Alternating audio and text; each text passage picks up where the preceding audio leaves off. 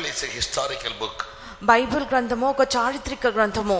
No other book may ever give such a beautiful narration about the creation and the end of the world. ఈ యొక్క గ్రంథము కూడా సృష్టి యొక్క ఏ విధంగా సృష్టింపబడినది అని, ఏ విధంగా ఈ యొక్క భూమి అంతమగునని ఏ గ్రంథము కూడా ఇంత వివరముగా మనకు వివరించలేదు. Bible is compiled with 66 books.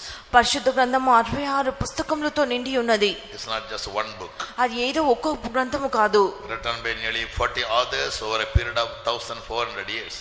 1400 కాల పరిమితిలో 40 రచయితలు ఈ యొక్క పరిశుద్ధ గ్రంథము రచించిరి.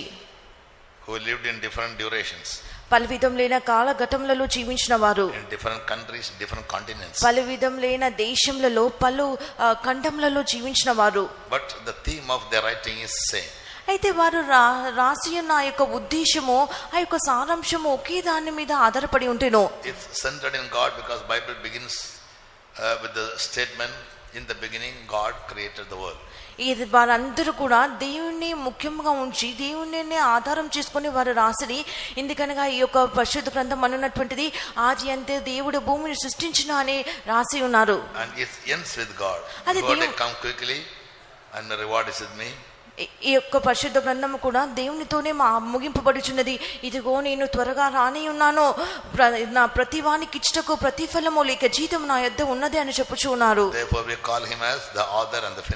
అందుచేత ఆయనే మనకు సమస్తమునకు ఆదియో అంతము అని చెప్పుచూ ఉన్నాము. Genesis begins with the creation of the whole universe and Revelation speaks about the destruction and the creation of another world. ఆది కాండం అనున్నటువంటిది ఈ సృష్టి ఏ విధంగా సృష్టింపబడినది అని చెప్పుచూ ప్రారంభించబడి ఉన్నది. ప్రకటన గ్రంథము ఈ సృష్టి ఏ విధంగా అంతమగుచున్నది, ఏ విధంగా నూతనమైన లోకము ప్రారంభింపబడిన ఉన్నదని చెప్పుచూ ఉన్నది. It's not just a book of tenets, commandments. ఇది ఊరికనే 10 ఆజ్ఞలు ఇచ్చినటువంటి గ్రంథము కాదు. The whole book, when we carefully read, we can understand God's creative purpose in man. ఈ యొక్క గ్రంథం అంతటిని కూడా మనము విశదంగా చదివినట్లయితే దేవుడు మానవుని సృష్టించిన దాని పట్ల ఆయన యొక్క ఉద్దేశంను మనం తెలుసుకోగలము. Man fails very quite often right from Adam. మానవుడు ఆదాము మొదలుకొని ఇప్పటి వరకు అనేకమైన కార్యములలో అపజయము పొందుచూ ఉన్నాడు. Yet God never changes his plan for man. అయినప్పటికీ మానవుని పట్ల దేవుని యొక్క ఉద్దేశంను ఆయన మార్చుకునలేదు. I heard one saint saying yesterday, నిన్న దినమున ఒక పరిశుద్ధుడు ఇలాగో చెప్పుటను నేను విని ఉంటిని.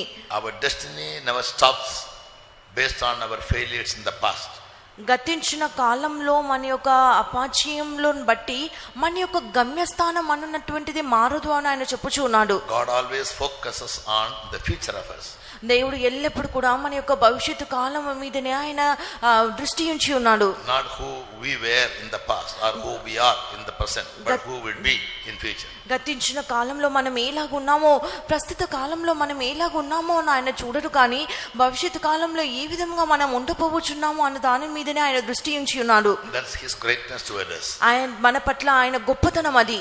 From the first book, the 14th chapter, we read about wars.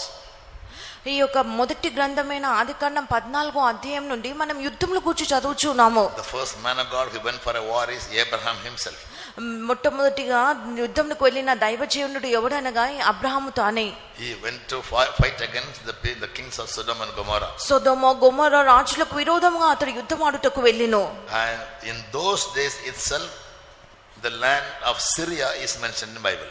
ఆ దినంలోనే సిరియా దేశం గురించి బైబిల్లో చెప్పబడి ఉన్నది. Iran is mentioned in Bible.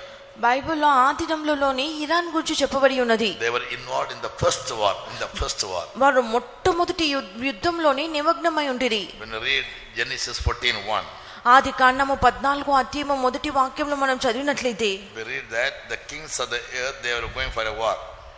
అక్కడ మనం చదువుచున్నాము, షీనార్ అనేక మంది రాజులు ఆ దినములలో యుద్ధంకు వెళ్ళిరి అని. The last line says the king of Elam and tidal king of and all the nations, kings of the nations, they all went for war.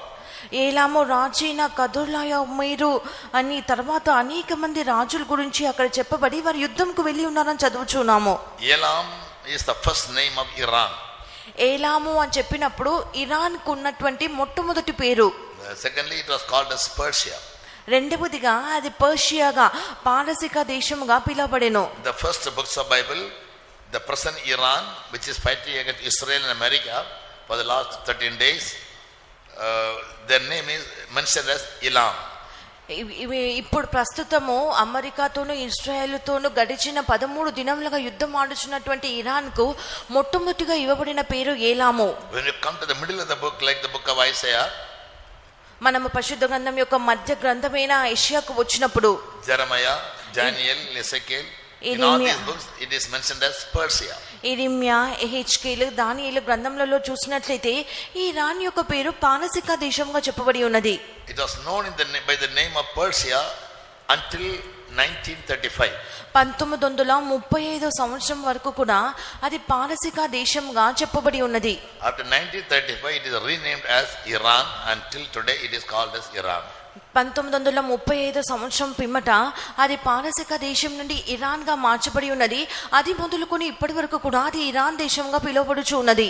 In 14th chapter of Genesis, we find they took away the brother of Abraham, Lot, brother son. ఆది కాండము 14వ అధ్యాయంలో మనం చదువుచున్నాము, Abraham యొక్క సహోదరుడు కుమారుడైన లోతుని వారు చెరగా పట్టుకొని వెళ్ళిరని చదువుచున్నాము. Verse 12 says they took Lot, Abraham's brother's son, who dwelt in Sodom, and his goods, and departed. 14వ అధ్యాయము 12వ వాక్యంలో అబ్రహాము సహోదరుని కుమారుడైన లోతు సొదొమలో కాపురం ఉంటెను గనుక అతనిని అతని సొత్తుని ఆస్తిని పట్టుకొని పోయిరని చదువుచున్నాము. When Abraham came to know about it, ఎప్పుడైతే అబ్రహాము అది తెలుసుకొని వచ్చునో, he selected some armed, trained servants in his house, born in his own house, 318, verse 14, and pursued them unto Dan. 14వ వాక్యంలో చదువుచున్నాము, అబ్రహాము తన తమ్ముడు చెరపట్టబడినని విని తన ఇంట పుట్టి అలవర్చబడిన 318 మందిని వెంట పెట్టుకొని దాను మట్టుకు వారిని వెంట వెళ్ళెను. He went and fought against these kings and brought back his son. ఈ రాజుల వెంట అతడు వెళ్ళి వారిని తరిమి అతని యొక్క సహోదరుని కుమారుని తోడుకొని వచ్చెను. Well, coming back we find the priest of God, Melchizedek, met Abraham and he blessed him. అతడు తిరిగి వచ్చినప్పుడు షాలేము రాజైన మెల్కీసెదెకు వచ్చి అతను ఆశీర్వదించినట్లుగా చదువుచున్నాము. So Bible speaks about wars right from the first book Genesis until the last book of Revelation. మొదటి గ్రంథం Bible అన్నటువంటిది మొదటి గ్రంథమైన ఆదికాండము మొదలుకొని చివరి గ్రంథమైన ప్రకటన గ్రంథం వరకు కూడా మనకు యుద్ధంలో గురించి హెచ్చరించుచూ ఉన్నది. In the Old Testament all the wars were fought literally. పాత నిబంధన కాలంలో చూసినట్లయితే యుద్ధములన్నీ కూడా అక్షరానుసారంగా చేయబడి ఉండెను. Old Testament is letter and the New Testament is spirit, says Paul. పరిశుద్ధుడైన పౌలు చెప్పినప్పుడు పాత నిబంధన అక్షర రూపమైనది, కొత్త నిబంధన ఆత్మ సంబంధమైనది అని చెప్పుచూ ఉన్నాడు. Abraham is called as the father of all the believers. Abraham అయితే విశ్వాసులందరికీ కూడా తండ్రిగా పిలువబడుచూ ఉన్నాడు. Though God promised him to give him many things in the world, దేవుడు లోకంలో అబ్రహామునకు అనేకమైన కార్యములు ఇచ్చేదననే వాగ్దానం చేసినప్పటికీ, we who are born in the New Testament, all the promises given to Abraham are given to us through the Lord Jesus Christ, Paul says. పౌలు చెప్పుచున్నటువంటి కార్యం ఏమనగా, నూతన నిబంధనలో జన్మించిన మనము అబ్రహామునకు వాగ్దానం చేయబడిన ఆ వాగ్దానములన్నిటికీ కూడా మనకు సొంతము అని పౌలు చెప్పుచున్నాడు. Abraham was promised only earthly things, not heavenly things. అబ్రహాముకి అయితే భూ సంబంధమైన కార్యములు మాత్రమే వాగ్దానం చేయబడి ఉన్నవి, పరలోక సంబంధమైన కార్యములు కావు. God gave him a territory of the land which he was supposed to give him. ఆ దేవుడు అతనికి ఒక నివాసమునికి ఒక స్థలమును అతనికి వాగ్దానం చేసెను. In Genesis chapter 15, the last 3 verses. ఆది కాండము 15వ అధ్యాయము చివరి 3 వాక్యములు. In Numbers 34, 2 to 13. సంఖ్యాకాండము 34వ అధ్యాయము 2 నుంచి 13 వాక్యముల వరకు. In Joshua 13, 2 to 7. యెహోషువ 13వ అధ్యాయము 2 నుంచి 7 వాక్యముల వరకు. In all these texts we read about the territory God allotted to Abraham. ఈ భాగములన్నిట్లలో కూడా territory of the land. ఈ భాగములన్నిట్లో కూడా అబ్రహామునకు దేవుడు ఇచ్చినటువంటి ఆ యొక్క స్థలం యొక్క సరిహద్దుల గురించి చెప్పబడెను. But for the saints of the New Testament, అయితే నూతన నిబంధన పరిశుద్ధులకైతే God has not only given us earthly blessings but also heavenly. దేవుడు భూ సంబంధమైన కార్యములకు మాత్రమే వాగ్దానం చేయలేదు, కానీ ఆ పరలోక సంబంధమైన కార్యములను కూడా ఇచ్చెను.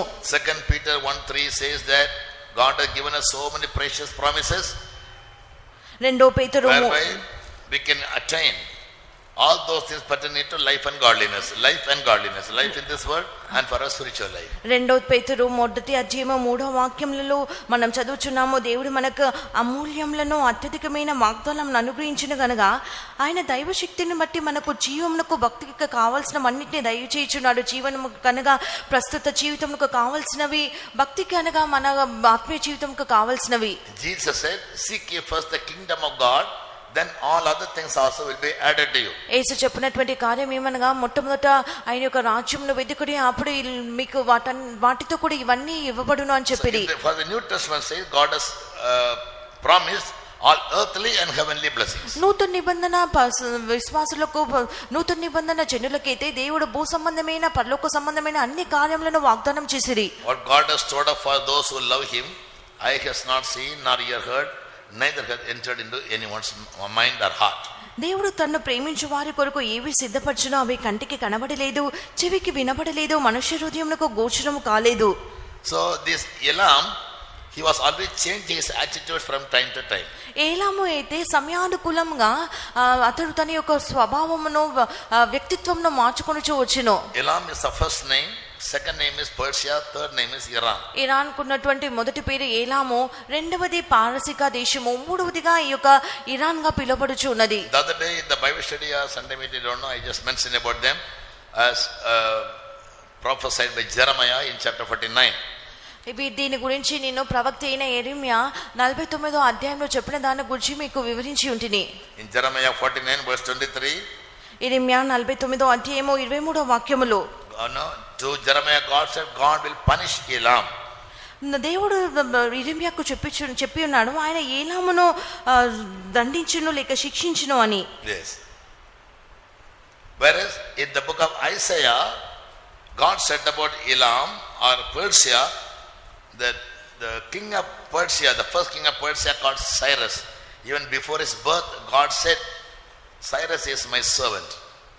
దేవుడు ఈ యొక్క ఐషియా గ్రంథంలో మనం చూసినట్లయితే అతడు అది ఎప్పుడైతే ఏలాము అనే పేరు నుండి పారసిక దేశంగా మార్చబడనో, ఎప్పుడైతే ఈ యొక్క పారసిక దేశంకు మొట్టమొదటిగా అయిన రాజు కోరేషు గురించి చెప్పినప్పుడు, కోరేషు నా సేవకుడు, అతడు నన్ను సేవించును అని చెప్పెను.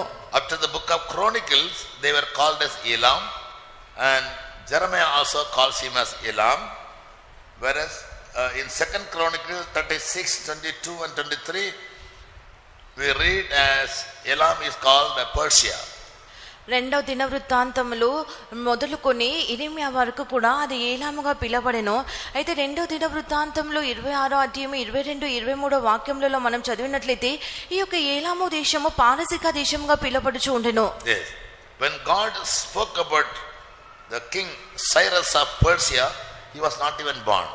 ఎప్పుడైతే దేవుడు ఈ యొక్క పారసిక రాజైన కోరేషు గురించి చెప్పినో, దేవుడు కోరేషు గురించి మాట్లాడినప్పుడు అతడు ఇంకా జన్మించిన కూడా లేదు. But God said in Isaiah 44:28, యెషయా 44వ అధ్యాయం 28వ వాక్యంలో కోరేషు గురించి దేవుడు ఇలాగూ చెప్పెను, Cyrus is my shepherd and shall perform all my pleasure, even saying to Jerusalem, thou shalt be built, and to the temple the foundation shall be laid. కోరేషుతో నా మంద కాపరి, నా చిత్తమందంతయు నెరవేర్చువాడా అని చెప్పువాడను నేనే, యెరూషలేముతో నీవు కట్టబడదు అనియు దేవాలయమునకు పునాది వేయబడు అనియు నేను చెప్పుచున్నానెను. In the next verse, next chapter, first verse, 45వ అధ్యాయం మొదటి వాక్యంలో, thus saith the Lord to his anointed, to Cyrus, whose right hand I will hold, to subdue nations before him, and I will loose the lines of the kings to open before him the two-leaved gates, and the gates shall not be shut. అతని పక్షంన జనములను జయించుటకు నేను అతని కుడి చేతిని పట్టుకుని ఉన్నాను. నేను రాజుల నడికట్లను విప్పెదను, ద్వారములు అతని ఎదుట వేయబడకుండా తలుపులు తీసేదను అని యెహోవా తాను అభిషేకించిన కోరేషు గూర్చి సెలవిచ్చుచు ఉన్నాడు. And I will give him the treasures of darkness and the hidden riches of secret places. అంధకార స్థలంలో ఉంచబడిన నిధులను, రహస్య స్థలములలోని మరుగైన ధనమును నీకు ఇచ్చేదను. When God gave him this promise, Cyrus the king of Persia was not born. దేవుడు పారసిక రాజైన కోరేషుకు ఈ యొక్క వాగ్దానం ఇచ్చినప్పుడు ఇంకాను ఆ యొక్క కోరేషు పుట్టను లేదు. In the Bible study we studied about 7 kingdoms. Bible స్టడీలో మనం 7 రాజ్యముల గురించి చదువుకొని ఉన్నాము. Who can tell me the names of all the 7 kingdoms? ఆ 7 రాజ్యముల పేర్లు ఎవరు చెప్పగలరు? Youths. The 7 general kingdoms are Egypt, Assyria, Babylon, Medes and Persians, Greece, Rome. ఐగుప్తు, సిరియా, బబులోను, మాదియా, పారసిక దేశము, రోమా. These are 7 kingdoms. ఇవి 7 And రాజ్యములు. one more kingdom will come, that is known as the 8th kingdom. మరి ఒక రాజ్యము వచ్చును, అది 8వ రాజ్యము. That will come from the 7th kingdom. అది 7వ రాజ్యముగా పిమ్మట వచ్చును. So in the book of Isaiah, we read about Elam as Persia. యెషయా గ్రంథంలో మనం చూసినట్లయితే ఏలాము పేరును మనం పారసిక దేశంగా చదువుచున్నాము. He subdued the king of Babylon, Belshazzar, the 7th king. 7వ రాజైన బెల్షస్సరు బబులోనును చెరపట్టెను. First king was Egyptian kingdom. మొదటి రాజ్యము ఐగుప్తు. That is lying in the south of Israel. అది ఈ యొక్క ఇశ్రాయేలుకు దక్షిణ భాగంలో ఉన్నది.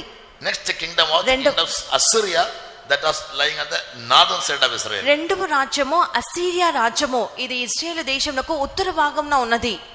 Then came the kingdom of Babylon, that is on the eastern side of Israel. అటు తర్వాత బబులోను రాజ్యం వచ్చెను, అది ఇశ్రాయేలుకు తూర్పు భాగంలో ఉన్నది. Now that Babylon is called Iraq. ఇప్పుడు ఆ యొక్క బబులోను ఇరాక్ గా పిలువబడుచున్నది. It is lying on the eastern side. అది తూర్పు దిశన ఉన్నది. He was overcome by the king of Persia. ఈ యొక్క బబులోను రాజు పారసిక రాజు ద్వారా జయింపబడెను. It is lying adjacent to Iran on the eastern side. అది Iraq on the eastern side. Iraq పక్కన తూర్పు భాగంలో ఉండెను. Yes, we made a chart, but it's not so clear. మేము ఒక పటంను తయారు చేస్తున్నాం కానీ అది అంత స్పష్టంగా లేదు. The Bible study I'll make you understand. మీకు బైబిల్ స్టడీలో దాన్ని విశదంగా వివరించేదను. So, and then after him rose the Grecian kingdom. అటు తర్వాత గ్రీకు రాజ్యము లేచెను. And Alexander the Great was the first king. అలెగ్జాండరే దానికి మొట్టమొదటి రాజుగా ఉంటెను. And after that rose the Roman kingdom. అటు పిమ్మట రోమా రాజ్యము. And till Jesus came, the Roman kingdom was in power. యేసు వచ్చే వరకు కూడా రోమా రాజ్యము ఏలుబడిలో ఉండెను, అధికారంలో ఉండెను. 3rd century AD, the Roman kingdom was in power. 3వ దశాబ్దము వరకు కూడా క్రీస్తు శకము 3వ దశాబ్దము వరకు రోమా రాజ్యము ఏలుబడి చేసి వచ్చెను. It was then divided. అటు పిమ్మట ఆ యొక్క రాజ్యము విభజింపబడెను. And the Muslims started ruling in the end times. అంత్య దినములలో ఈ యొక్క ముస్లింలు ఏలుచు వచ్చింది. They called that kingdom as Ottoman kingdom. ఆ యొక్క రాజ్యంలో ఆటోమన్ రాజ్యముగా పిలుచుకొనిది. The Ottoman kingdom continued till the first World War 1917. 1917 సంవత్సరంలో మొట్టమొదటి ప్రపంచ యుద్ధం జరుగు వరకు కూడా సంభవించే వరకు ఆ యొక్క ఆటోమన్ రాజ్యము కొనసాగింపబడెను. Many kingdoms arose and they declined. పరిశుద్ధ గ్రంథంలో మనం చదివినట్లయితే అనేక రాజ్యములు వారు లేచిని వారు గతించిపోయినట్లుగా మనం చదువుచున్నాము. So the Medes and the Persians, మాదీయులు పారసీకులను చూసినట్లయితే they were the 4th kingdom. వారు 4వ రాజ్యము. వారు Egypt, ఐగుప్తు, Assyria, Babylon, Babylon and Greece. Sorry, Medes and Persians, then Greece. మాదీయులు పారసీకులు, 5వది Medes and the Persians were the 4th kingdom. 4వ రాజ్యము మాదీయులు పారసీకుల రాజ్యము. And the first king was Cyrus. ఆ యొక్క మాదీయుల యొక్క పారసీకుల యొక్క మొట్టమొదటి రాజు ఎవరనగా కోరేషు. When the last king of Babylon, బబులోను యొక్క చివరి రాజు called Belshazzar, was ruling, రాజైన బెల్షస్సరు ఆ యొక్క బబులోను రాజ్యంలో ఏలుచు ఉన్న సమయంలో one day he called for all the princes of his province and made a feast for them. ఒక రోజు తన యొక్క సంస్థానంలో ఉన్న అధిపతులందరినీ పిలిచి వారికి ఒక విందుని ఏర్పాటు చేసెను. In those days the children of Judah were under bondage in Babylon. ఆ దినములలో యూదా జనులు బబులోనులో చెరగా ఉండిరి. Because of their sin, God allowed them to go into captivity to Babylon or Iraq. దేవుడు యూదా జనుల యొక్క పాపంను బట్టి ఆ దినంలో బబులోనుగా పిలువబడుచున్న ఈ దినపు దేశమైన ఇరాన్ లో వారు చెరగా కొనుపోబడిరి. The Babylonian king took away some of the princes of Judah to serve him in his palace, and Daniel, Shadrach, Abednego, Meshach, they were all like such princes. ఎప్పుడు ఆ యొక్క బబులోను రాజు బెల్షస్సరు ఈ యొక్క యూదా దేశంలో ఉన్న కొంతమంది నపుంసకులుగా ఉన్న దానియేలు మరి ముగ్గురు జ్ఞానులను అతని యొక్క అంతఃపురంలోనికి కొనిపోయెను. And Daniel continued till the king of Persia. పారసిక రాజు వరకు కూడా ఈ యొక్క దానియేలు పారసిక రాజు ఈ యొక్క దేశంను చెరపట్టు వరకు కూడా దానియేలు అక్కడ ఉంటెను. After 70 years of their captivity, వారి యొక్క 70 సంవత్సరములు చెరపిమ్మట God raised up the king of Persia called Cyrus to deliver the people of God back to Jerusalem or Judah. దేవుని జనులైన ఇశ్రాయేలీలను దేవుని జనులను మరలా యెరూషలేము వైపు పంపించిన నిమిత్తము దేవుడు పారసీక రాజైన కోరేషును లేపెను. In Daniel 6:28 we read, Daniel continued prospering even until the time of Cyrus the king of Persia.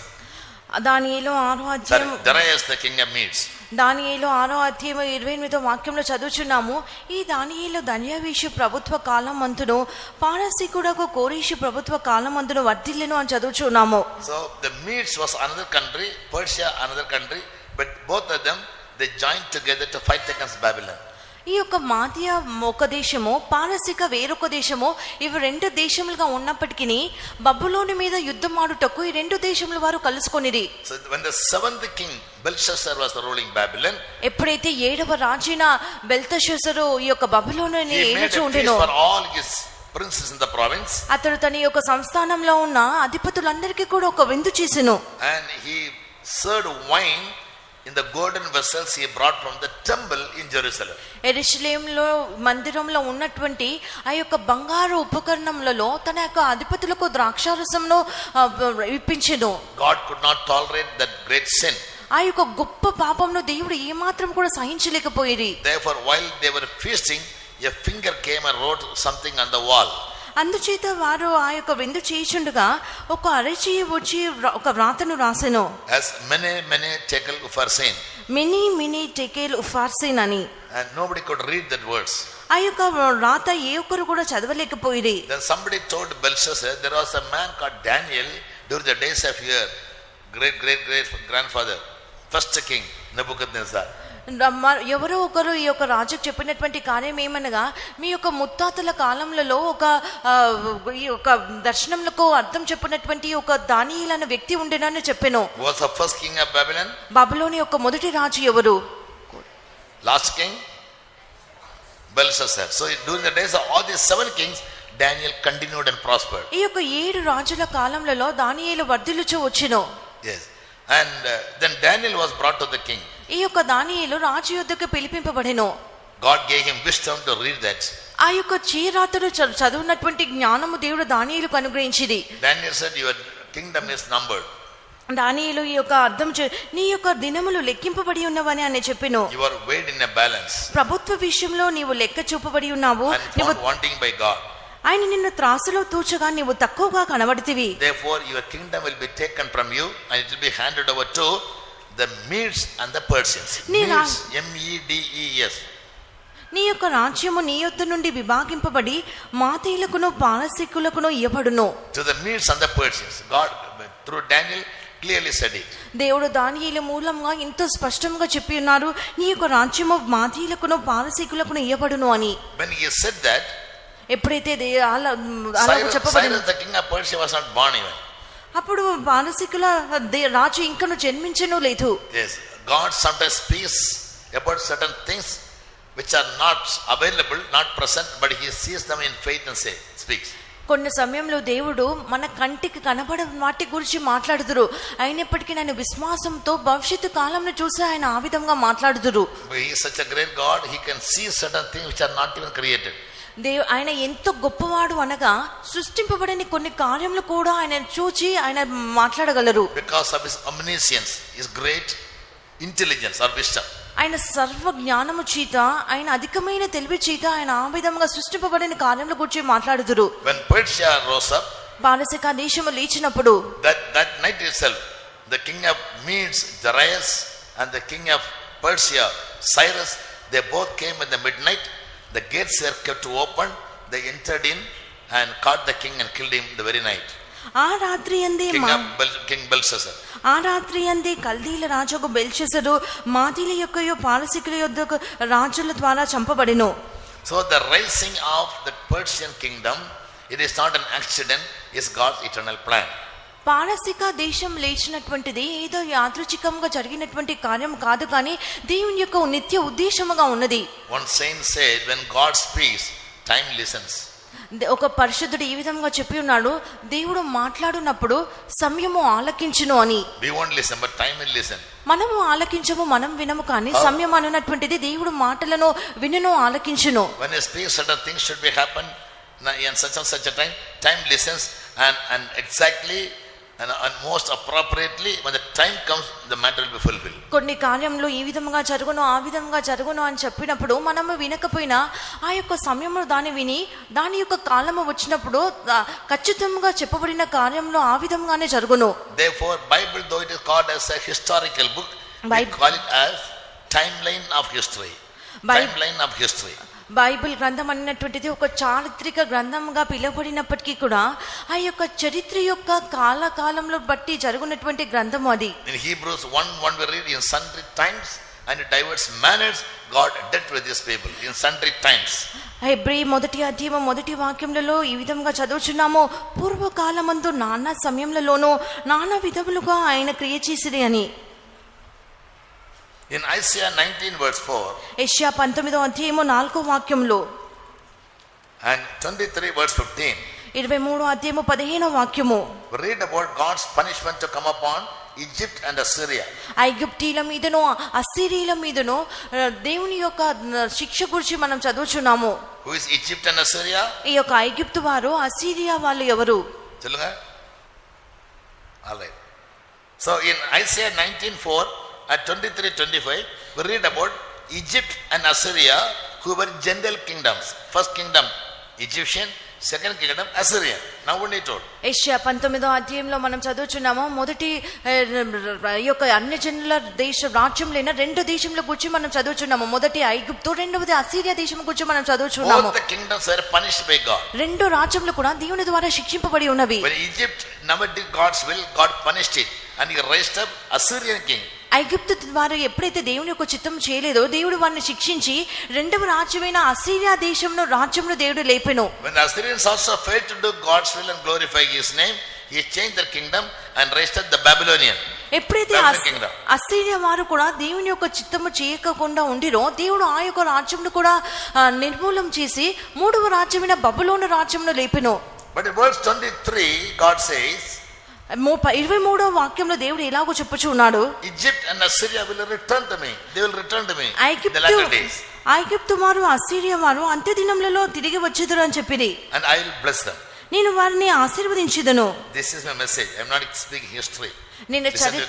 నేను చరిత్ర మాట్లాడట్లేదు, ఇదే నా ప్రసంగము, దయచేసి జాగ్రత్తగా ఆలకించండి. Israel are called God's people. ఇశ్రాయేలు వారు దేవుని యొక్క జనులుగా పిలువబడుచు ఉన్నారు. All others who were not born in Abraham's family, they were called as Gentiles. అన్యజాతి. Abraham కుటుంబంలో జన్మించబడిన వారందరూ కూడా అన్యజనులుగా పిలువబడిరి. So Egyptians అన్యజాతి. They were not from Israel. ఐగుప్తు అని చెప్పినప్పుడు వారు ఇశ్రాయేలు వారు కాదు, వారు అన్యులు. Assyrians, they were not born to Abraham. Assyria అని చెప్పబడినప్పుడు వారు కూడా అబ్రహాము సంతానము కాదు, వారు కూడా అన్యులు. బబులోను కూడాను, Persia, పారసిక కూడాను, they are all called as Gentile kingdoms. అందుచేత అవన్నీ కూడా అన్య దేశములు లేక అన్య దేశపు రాజ్యములు చదువుచున్నాము. Only the land of Israel, the people of Israel are called God's people. ఇశ్రాయేలు దేశము మాత్రమే, ఇశ్రాయేలీలు మాత్రమే దేవుని పిల్లలుగా పిలువబడుచున్నారు. As the Kerala claim that Kerala belongs to God. ఏ విధంగా అయితే God's own country they say. Kerala వాళ్ళు కేరళ దేవుని యొక్క సొంత దేశం అన్న ఏ విధంగా వారు హక్కు చూపెట్టుచున్నారు. Because Thomas, the disciple, one of the 12 disciples of Jesus came to Kerala first. ఎందుకనగా యేసు 12 శిష్యులలో ఒకడైన తోమా సిరియా నుండి మొట్టమొదటిగా కేరళ ప్రాంతంలోకి వచ్చెను. So the Christianity has spread everywhere, became Syrian Christians. అందుచేత ఈ యొక్క క్రైస్తవ మతము వ్యాపించిన చోట్లెల్లను అది సిరియా క్రిస్టియన్స్ గా పిలువబడుచు ఉండిరి. And many churches are named after Thomas, St. Thomas Church, St. Thomas School. అనేక సంఘములు కూడా సెయింట్ థామస్ చర్చ్ గాను సెయింట్ థామస్ స్కూల్ గా కూడా పేరు పెట్టబడిరి. And the Kerala is called as Mar Thoma. Kerala వాళ్ళు, that's a very traditional church in Kerala. కేరళలో mall తోమా అని ఒక ఎంతో పెద్ద సంఘం ఉన్నది. Some other calls are Jacobites. మరి కొందరు జేకబైట్స్ గా పిలువబడుతురు. These two churches, they claim that They were the original Christians in India, ఈ యొక్క- but they were not the original. All from Hindu background only. ఈ యొక్క మార్తోమైట్స్, జేకబైట్స్ వారందరూ కూడా నిజమైన క్రైస్తవులుగా హక్కు చూపించుకుందరు, కానీ అసలైతే వారందరూ కూడా హైందవ మతం నుండి వచ్చిన వారే. Because Thomas came to Kerala and he preached the gospel for nearly 17 years. తోమా ఈ యొక్క కేరళ ప్రాంతంకు వచ్చి సుమారు 17 సంవత్సరములుగా సువార్తను ప్రకటించెను. Many Hindu kings were saved. ఎంతో మంది హైందవ రాజులు రక్షింపబడిరి. Because he did lot of miracles. ఎందుకనగా అతడు ఎన్నో అద్భుతములు జరిగించెను. Once he went to a temple. ఒక మారు అతడు ఒక గుడికి వెళ్ళెను. He saw some priest standing there taking the water and just throw it off. అక్కడ ఒక Say holy water offered to God. అక్కడ ఒక పూజారి నిలబడి కొన్ని నీళ్లు చిలకరించుట, ఇది దేవుని యొక్క పవిత్రమైన నీళ్ళు అని చెప్పుచు చిలకరించుచు ఉండెను. Thomas asked them, what are you doing? తోమా అతని యొద్దకు వెళ్ళి నువ్వు ఏమి చేయుచున్నావని ఆ యొక్క పూజారిని అడిగెను. They said, we are offering holy water to God. వారు చెప్పి ఉన్నారు, దేవునికి మేము పవిత్రమైన నీళ్లను, శుద్ధమైన నీళ్లను అప్పగించుచున్నాము, సమర్పించుచున్నాము అని చెప్పాను. And he told them, your God is not receiving it. It is coming back on you. అతను చెప్పి ఉన్నాడు, మీ దేవుడు వాటిని ఏమి అంగీకరించటలేదే, అవి మళ్ళా మీ యొద్దకు వచ్చుచున్నావు అని చెప్పాను. You are giving to God, but God says, I don't want. It is coming back. మీరు దేవునికి ఇచ్చుచున్నారు కానీ మీ దేవుడైతే వాటిని అంగీకరించటలేదు, అందుచేత మీకు మరలా వచ్చుచున్నావు Then అని why చెప్పాను. you are offering it? అయితే మీరు ఆయన అంగీకరించినప్పుడు ఎందుకు మీరు సమర్పిస్తున్నారు అని So చెప్పాను. all the Brahmins started thinking, "Arey, this man is saying something strange." అయితే బ్రాహ్మణులందరూ కూడా ఏంటి ఈ యొక్క మనిషి ఏదో వింతైన కార్యం చెప్పుచున్నాడు అని ఆలోచించడానికి ప్రారంభించిరి. Using that opportunity, he told them, I believe in such a God, whatever I offer, he accepts it. అయితే ఆ యొక్క తరుణం తీసుకొని తోమా ఈ విధంగా చెప్పాను, నేను ఎట్టి ఆ దేవుణ్ణి ఆరాధించుచున్నానంటే నేను ఏమి అర్పించినప్పటికీ కూడా నా దేవుడు అంగీకరించునని తోమా చెప్పాను. He stooped down and took some water in his hand and just threw it up. Lord, receive this water.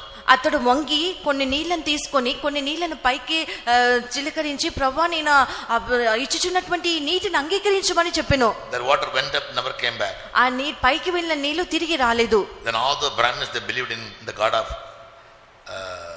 Toma. ఈ యొక్క బ్రాహ్మణులందరూ కూడా ఈ తోమ యొక్క దేవుని నమ్మిది. Yes. So like that he did many miracles. I had a book. ఆ విధంగా నేను No time. ఆ విధంగా తోమ అనేకమైన అద్భుతములు చేసాను. ఆ యొక్క అద్భుతంలో కూర్చున్నటువంటి పుస్తకం నా యొద్ద By ఉన్నది, doing కానీ ఇప్పుడు great సమయం లేదు. miracles, Thomas could win the heart of all the Hindus. So అటువంటి now those people who boast that we are the original Syrian Christians, now they were all Hindu backgrounds. అటువంటి గొప్ప గొప్ప అద్భుతములు చేసి తోమ అనేక మందిని రక్షించెను. అయితే ఇప్పుడు సిరియన్ క్రైస్తవులుగా, మేమే నిజమైన క్రైస్తవులుగా హక్కు చూపించుచున్న వారందరూ కూడా హైందవ మతం నుండి వచ్చిన వారే. Yes, now those they have knowledge, they know that Pentecost is the right church, they are not able to give up their traditional church because of pride. వారికి అన్ని విధములైన జ్ఞానం ఉండి పెంటెకోస్తే సరైన సంఘం అని వారికి తెలిసి ఉన్నప్పటికీ కూడా వారి యొక్క గర్వంను వారు విడవలేకుండా ఉన్నారు. So Assyrians and Egyptians were, though they were all Gentile kingdoms, and God punished them for not accepting God. వారు ఐగుప్తు దేశము, అసీరియా దేశము ఒక అన్య రాజ్యములుగా ఉండి వారు దేవుని అంగీకరించకపోవటం మూలంగా దేవుడు వారిని శిక్షించినప్పటికీ God promises them that in the latter days He will bless them, He will receive them and He will bless them. దేవుడు వారికి వాగ్దానం చేసినటువంటి కార్యం ఏమనగా అంత్య దినములలో నేను అసీరియాను ఐగుప్తుని అంగీకరించి నేను వారిని ఆశీర్వదించేదనని వాగ్దానం చేసిరి. అదే విధముగా in Jeremiah 49:23 యెరెమయా 49వ అధ్యాయం 23వ వాక్యములో we find about Elam. మనం ఏలాము గురించి అక్కడ చదువుచున్నాము. Elam is Persia. ఏలాము అని చెప్పినప్పుడు పారసీక దేశము. The southern part of Persia, there was a small land called Elam.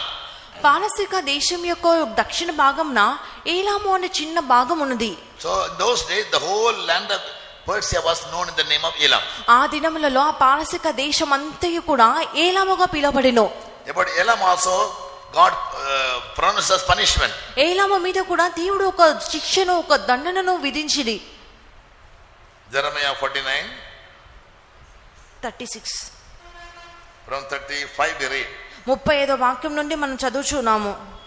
Thus says the Lord of hosts, behold, I will break the bow of Elam, the chief of their might. యెహోవా వాక్కు ఇలాగు సెలవించెను, నేను ఏలాము యొక్క బలమునకు ముఖ్యధారమైన వింటిని విరుచుచు ఉన్నాను. Who was this Elam by birth?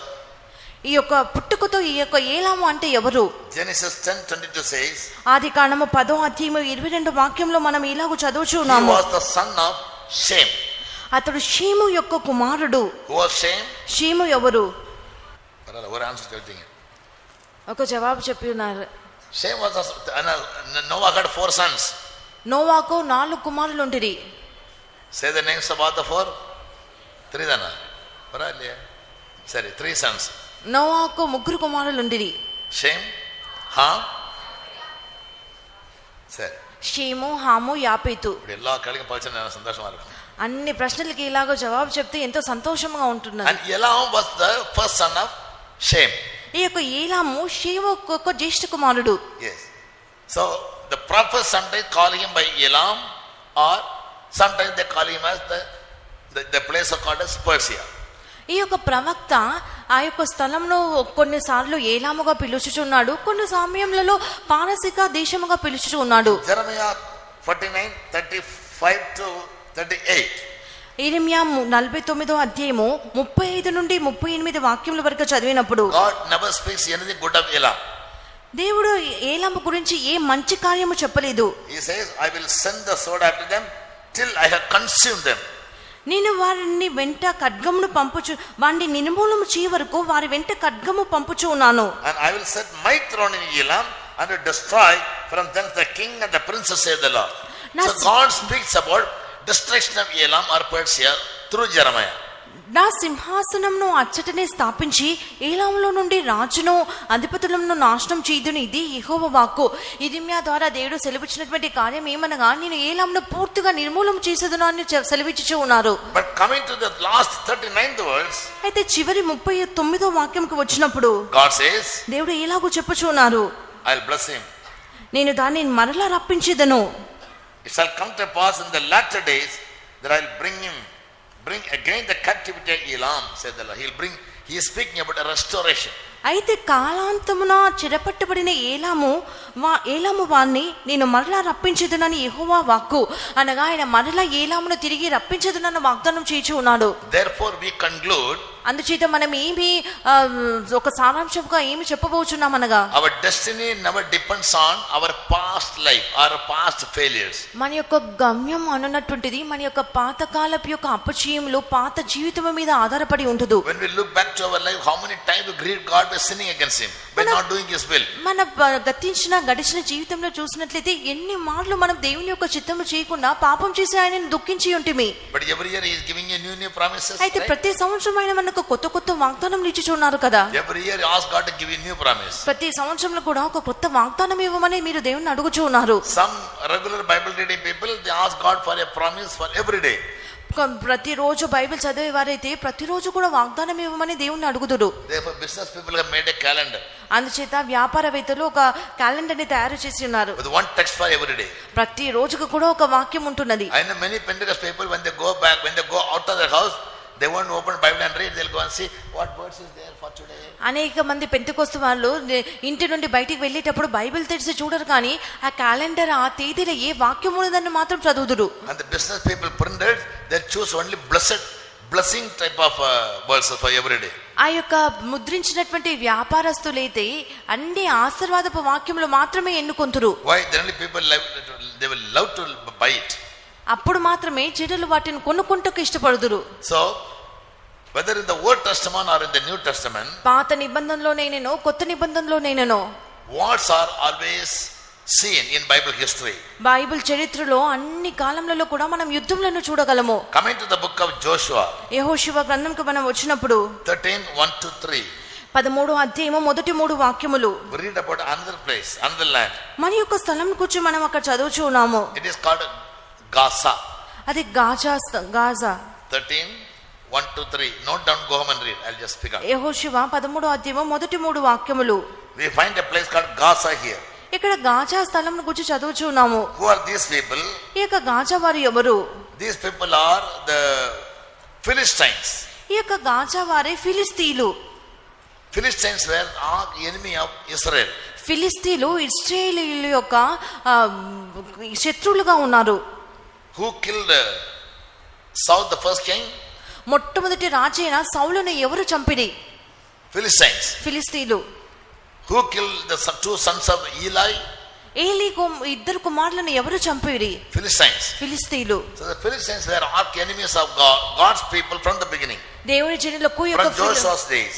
యెహోషువ దినములు మొదలుకొని ఈ యొక్క ఫిలిస్తీయులు దేవుని యొక్క జనులకు శత్రువులుగా లేక విరోధులుగా ఉండిరి. King David fought many times against the Philistines. He controlled them.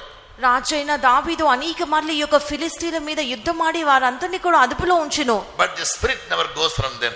అయితే ఆ యొక్క ఫిలిస్తీన్లలో ఉన్న ఆ యొక్క ఆత్మ ఎన్నడూ కూడా వారిని వదిలి వెళ్ళలేదు. After the Second World War, రెండవ ప్రపంచ యుద్ధమైన పిమ్మట now the Gaza people were given a small land in Israel itself, Gaza on the వారికి western, southwestern side.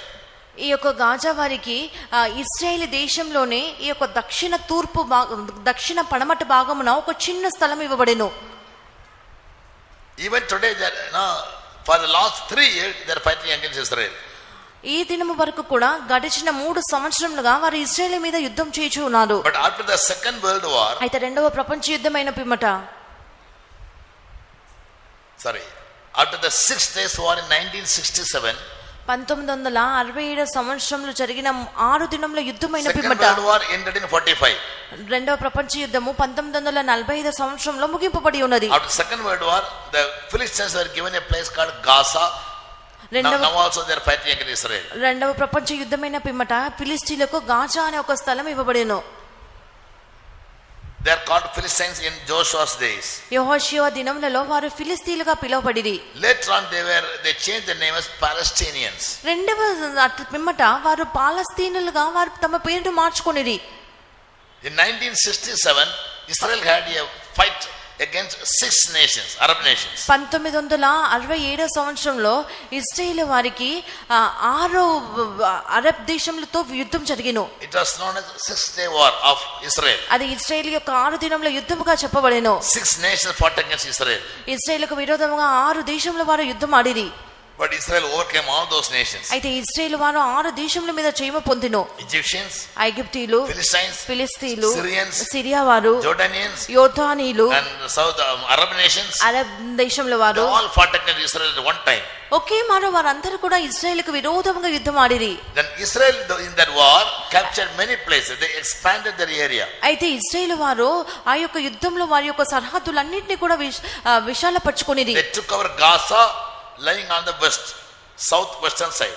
వారు దక్షిణ పడమటి దిక్కున ఉన్నటువంటి ఆ యొక్క గాజా ప్రాంతంను వారు స్వాధీనపరచుకొనిరి. In the center of Israel, there's a place called West Bank. ఈ యొక్క ఇశ్రాయేల్ దేశం యొక్క మధ్య భాగంలో వెస్ట్ బ్యాంక్ అనే ఒక స్థలం ఉన్నది. And that is the main place of Judah and Israel. ఇశ్రాయేలీలకు యూదా వారికి అది ఒక ముఖ్య స్థానముగా ఉన్నది. Jerusalem is the center of that. యెరూషలేము ఈ యొక్క వెస్ట్ బ్యాంక్ మధ్యలో ఉన్నది. And that was also not given to Israel after Second World War. రెండవ ప్రపంచ యుద్ధమైన పిమ్మట అది ఇశ్రాయేలు వారికి ఇవ్వబడలేదు. But Israel captured అయితే ఇశ్రాయేలు దానిని పట్టుకొని Gaza, ఇశ్రాయేలు వారు గాజా దేశంలో West Bank, గాజా ప్రాంతంను and స్వాధీనపరచుకొని on the northern side గాజాను వెస్ట్ బ్యాంక్ ను స్వాధీనపరచుకొని ఉత్తర భాగంలో there is a mountainous area called Golan Heights. అయ్యో కొండ ప్రాంతం అను గోలెన్ హైట్స్ అని ఒక కొండ ప్రాంతం ఉన్నది. Yes. We made a chart to make you, but you can't see. It is very small. మేము ఒక పట్టంలో తయారు చేస్తున్నాము కానీ మీకు అందరికి అది కనపడదు, చాలా చిన్నగా ఉన్నది. And Jerusalem is seen as the central spot for the whole earth. ఈ యొక్క యెరూషలేము అయితే ప్రపంచం అంతటికి కూడా మధ్య భాగంలో ఉన్నది. Jerusalem is chosen by God. యెరూషలేము దేవుని ద్వారా ఎన్నుకొనబడిన ప్రాంతము. David took it away from the hands of the Jebusites. దావీదు యెబూసీయుల యొక్క చేతిలో నుండి దాన్ని చెరపట్టెను. And when the temple was when the Ark of Covenant was brought there, people started worshiping God. Jerusalem became the city of God. ఎప్పుడైతే నిబంధన మందసము అక్కడికి తీసుకుని రావడెనో జనులందరూ కూడా అక్కడ దేవుని ఆరాధించుటకు ప్రారంభించిరి. God says, I put my name in Jerusalem. దేవుడు చెప్పి ఉన్నారు, నా నామమును యెరూషలేములో ఉంచుదును అని. But many people are fighting for Jerusalem. అయితే అనేకులు యెరూషలేము కొరకు యుద్ధం ఆడుచు ఉన్నారు. ఆ యొక్క చిన్న స్థలము మనం ఎల్లప్పుడూ మాట్లాడుచున్న ఇశ్రాయేలు దేశము. So in Jeremiah 41:5, యెరెమయా 45 అధ్యాయం 5వ వాక్యంలో, Amos 1:6 and 7, ఆమోసు 1 అధ్యాయం 6-7 వాక్యములలో, Zephaniah 2:4, Zephaniah 2-4 వాక్యములలో, in all the places we read about the people of Gaza. ఈ యొక్క స్థలంలన్నిటిలో కూడా మనం గాజా వారి గురించి చదువుచున్నాము. Yes. So about Gaza also, the meaning of Hamas, the terrorists of Gaza, means violent people. I already taught it. Gaza ఉగ్రవాదులుగా పిలువబడుచున్న ఈ యొక్క హమాస్ వారు ఎంతో కఠినులు. Genesis 6:11 and Psalms 140:1. ఆదికాండం 6వ అధ్యాయము 11వ వాక్యము 144వ కీర్తనలో మనం చదివినట్లయితే వారు ఎంతో ఉగ్రులు. Hamas means హమాస్ అని చెప్పినప్పుడు In Hebrew, evil or violent. Hebrew పదంలో వారు ఎంతో బలత్కారం చేయవారు, లేనట్లయితే వారు ఎంతో కీడు జరిగించేవారు. In the 3 years of war, ఈ 3 సంవత్సరాల కాల వ్యవధిలో Israel have already destroyed them. ఇశ్రాయేలు వారు ఈ గుంపుల వారందరినీ కూడా నిర్మూలన చేయగలిగింది. For godly people of the Old Testament or the children of Abraham, there is always a fight right from 14th chapter of Genesis. పాత నిబంధన కాలంలో అబ్రహాము దినములో మొదలుకొని దైవజనులకు దైవభక్తితో జీవించే దేవుని జనులందరికీ కూడా యుద్ధంలో ఉండెను. Similarly, అదే విధముగా we who are the children of Abraham in the New Testament, నూతన నిబంధనలో అబ్రహాము పిల్లలుగా పిలువబడుచున్న మనము we also have a regular fight. మనకు కూడా క్రమేణిగా ఒక యుద్ధం ఉన్నది. 1 Timothy 1:18. మొదటి తిమోతి 1:18 వాక్యము పౌలు తిమోతికి ఈ విధముగా చెప్పెను, Fight a good warfare. Fight a good warfare. మంచి యుద్ధము జరిగించమని చెప్పెను. Yes, fight a good warfare. మంచి పోరాటము పోరాడమని చెప్పెను.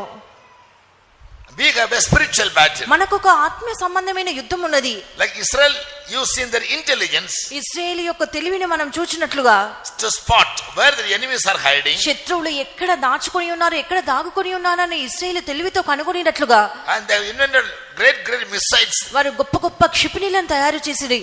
in different names. వివిధమైన పేర్లతో వారు తయారు చేసుకునిది. And the more dangerous in the New Testament, we are called to be soldiers. కొత్త నిబంధన కాలంలో మనం సైనికులుగా పిలువబడుచున్నాము. Yes. Now we have to fight against the world, we have to fight against the devil, we have to fight against sickness, we have to fight against our own lust in the flesh. మనం లోకమునకు విరోధముగానో, అపవాదికి విరోధముగానో, వ్యాధులకు విరోధముగానో, మన శరీర దురాశలకు విరోధముగానో పోరాడాలి. In 2 Corinthians chapter 10 verse 4 to 6. 2 కొరింథీ 10వ అధ్యాయము 4 నుంచి 6 వరకు మనం చదివినప్పుడు our fight is not carnal. మా యొక్క యుద్ధోపకరణంలో శరీర సంబంధమైనవి కావు. But we'll pull down the strongholds of the devil. అయితే మేము దుర్గములను పడత్రోయినంత బలము గలవైనవి. Believers and workers, they have a constant fight against the devil. He is our arch enemy. సేవకులకు విశ్వాసులకు ఎల్లప్పుడూ కూడా ఈ యొక్క శత్రువులకు విరోధముగా కొనసాగింపబడినటువంటి ఒక యుద్ధం ఉన్నది. In this fight, ఈ యొక్క యుద్ధంలో we must endure hardness. మీరు ఎన్నో శ్రమలను అనుభవించవలసి వచ్చును. 2 Timothy 2:3. 2 తిమోతి 2వ అధ్యాయము 3వ వాక్యము Paul says, endure hardness as a good soldier of Christ. యేసు యొక్క మంచి సైనికుడుగా, క్రీస్తు యొక్క మంచి సైనికుడుగా శ్రమను అనుభవించమని చెప్పబడి ఉన్నది. But most of us wanted to escape. అయితే అనేకులు వీటిని తప్పించుకునే వాళ్ళని కోరుచున్నారు. In Indian army, భారతీయ సైన్యంలో చూసినట్లయితే there's a law. ఒక నియమం ఉన్నది. No soldier can desert the army. He cannot leave the army and get away in his own mind, in his own way. ఏ ఒక్క సైనికుడు కూడా తన ఇష్ట ప్రకారంగా సైన్యంను విడిచి వెళ్ళలేడు. They call desertion. అదే విడిచి వెళ్ళుట. If I am an army soldier in India, నేను భారతీయ సైనికుడిని అనుకున్నది because of the hardness, the training, hardness in the fight, ఆ యొక్క సైన్యంలో ఉన్నటువంటి కఠినమైన శిక్షణ వలన, ఆ యొక్క కఠినమైన శ్రమల వలన I cannot leave the army and get away. They are called deserting the army. నేను సైన్యంను వదిలి నేను వెళ్ళలేను, అదే విడిచిపెట్టుట ఉన్నది, డెసర్టింగ్ అని చెప్పుదుము. The army will take serious actions against me. సైన్యము నా మీద తీవ్రమైన చర్యలు తీసుకొనును. If I don't want to fight, I can pretend myself to be a sick person and get admitted in the army hospital. నేను ఒకవేళ యుద్ధం ఆడట నాకు ఇష్టం లేనట్లయితే నేను ఒక వ్యాధిగ్రస్తుడుగా నటించి ఆ యొక్క సైనికులకు ఉన్నటువంటి ఆ యొక్క ఆసుపత్రిలో చేరవచ్చును. There also doctors will be army doctors. They can't play. అక్కడ కూడా సైనికులకు. Similarly, in the spiritual battle, అదే విధంగా ఆత్మీయ యుద్ధంలో చూసినట్లయితే tell me, no soldier can desert God. ఏ ఒక్క సైనికుడు కూడా దేవుని విడిచి వెళ్ళలేడు. You can't go out of the army from fighting for your own purpose or for your own convenience. మీ యొక్క సొంత ఉద్దేశంలో కొరకు మీ సొంత ఇష్టానుసారంగా దేవుని విడిచి ఆ యొక్క సైన్యంలో నుండి మీరు వెళ్ళలేరు. Therefore Paul writes to a young servant of God, Timothy, saying, endure hardness as a good soldier. You have to endure hardness. అందుచేత పౌలు తిమోతికి రాయినప్పుడు క్రీస్తు యొక్క మంచి సైనికుడుగా శ్రమను అనుభవించుమని రాసెను. God's deliverance will not be always instantaneous. దేవుని యొక్క విడుదల అన్నటువంటిది ఎల్లప్పుడూ వెనువెంటనే ఉండదు. Yes, immediately sometimes he will not give you victory. ఆయన మీకు వెనువెంటనే కొన్ని సార్లు విజయం అనుగ్రహించరు. The Gaza people are a small town. గాజావారు like Tirupati. గాజావారు Tirupati వల్ల ఒక చిన్న పట్టణంకు చెందిన వారు. But 3 years Israel is fighting. అయితే 3 సంవత్సరములుగా ఇశ్రాయేలు వారు ఈ యొక్క గాజావారితో యుద్ధం ఆడుచూ ఉన్నది. Why? ఎందుచేత There's a law in the battle. యుద్ధంలో ఒక నియమం ఉన్నది. Civilians should not be killed. Civilians means సామాన్యులు చంపబడకూడదు. in the army soldiers can kill soldiers. సైన్యంలో ఒక సైనిక గుంపు వారు మరొక సైనికుల్ని చంపుదురు. But they cannot kill ordinary citizens. అయితే సాధారణ సామాన్యులను వారు చంపకూడదు. Therefore, it takes a long time for them to spot only the soldiers and kill them. అందుచేత సైనికులను కనుగొని సైనికులను చంపుటకు వారికి దీర్ఘకాలం పట్టును. Otherwise, it is called an army offense. లేనట్లయితే Crime, army crime. వారు అలాగూ సామాన్యులను చంపినట్లయితే సైన్యపు నేరము అని పిలుచుదురు. In our life also, మన జీవితంలో కూడాను whenever we fight a spiritual battle, మనం ఆత్మీయమైన యుద్ధము చేయు సమయంలో the battle should not affect innocent people. మన యొక్క యుద్ధం అన్నటువంటిది అమాయకులను బాధింపకూడదు. The battle should not be against sincere people. యథార్థవంతులను అది బాధింపకూడదు. Yes. Or we must always fight against only the devil and the strongholds of the devil. ఎల్లప్పుడూ మనం ఆ యొక్క అపవాదికి విరోధంగాను వాని యొక్క దుర్గములకు విరోధంగానే మనం యుద్ధం ఆడవలెను. And the devil will attack you first in your character. మొట్టమొదటిగా అపవాది అయిన వాడు మీ యొక్క స్వభావం మీద దాడి చేయను. Your good works. నీ యొక్క సత్క్రియల మీద దాడి చేయను. And you destroy your hope. మీ యొక్క నిరీక్షణను వాడు నాశనం చేయను. In Ephesians 6 chapter, ఎఫెసీ 6వ అధ్యాయము we read about what are the arms of true children of God. నిజమైన దేవుని బిడ్డ యొక్క ఆయుధంలో కూర్చి మనం అక్కడ చదువుచున్నాము. Yes. Hope is one of our hope, faith. విశ్వాసము, నిరీక్షణ. Stand therefore having your loins girt about with truth. మీ నడుమునకు సత్యమనే దట్టి కట్టుకొని నిలువుడి. Then having on the breastplate of righteousness. NITI Anu మైమరువును తొడుగుకొనుడి. Your feet might be shod with the preparation of the gospel of peace. పాదములకు సమాధాన సువార్తవలైన సిద్ధ మనసున జోడులను తొడుగుకొనుడి. Taking the shield of faith. విశ్వాసమును డాలును పట్టుకొనుడి. Wherewith you can be able to quench all the fiery darts of the wicked. దానితో మీరు దుష్టుని అగ్నిబాణములన్నిటిని కూడా ఆర్పుటకు శక్తివంతులవుదురు. And take the helmet of salvation. మరియు రక్షణ అను శిరస్నానమును And the ధరించుకొనుడి. sword of the spirit, ఆత్మ ఖడ్గమును ధరించుకొనుడి. which is the word of God. దేవుని వాక్యమును ఆత్మ So ఖడ్గమును. here we read about ఇక్కడ మనము దేని గురించి చదువుచున్నాము our అనగా weapons of war. మన యొక్క యుద్ధాయుధముల గురించి చదువుచున్నాము. Lions speak about our mind. మన యొక్క నడుము అని చెప్పినప్పుడు మన మనసును చూపెట్టుచున్నది. Your lions must be girt about with truth. మీ యొక్క నడుమునకు సత్యం అనే దట్టిని కట్టుకోవాలి. 1 Peter 1:13 says, మొదటి పేతురు 1వ అధ్యాయం 13వ వాక్యం ఇలాగూ చెప్పుచూ ఉన్నది. lions means the lions of our mind, our thoughts. ఈ యొక్క ఇది మన మనస్సును గురించి చెప్పుచూ ఉన్నది. Our mind must be filled with the knowledge of the truth to fight against the devil. మనము మనస్సు అను నడుమును కట్టుకొనుట అనగా అపవాదిని ఎదిరించుటకు మన యొక్క మనస్సుని నిబ్బరముగా ఉంచుకొనవలెను. What is truth? సత్యము అనగా ఏమిటి? Tell me. What is truth? సత్యం అనగా ఏమిటి? God is truth. దేవుడు సత్యవంతుడు. Jesus is truth. Yesu Satyavantudu.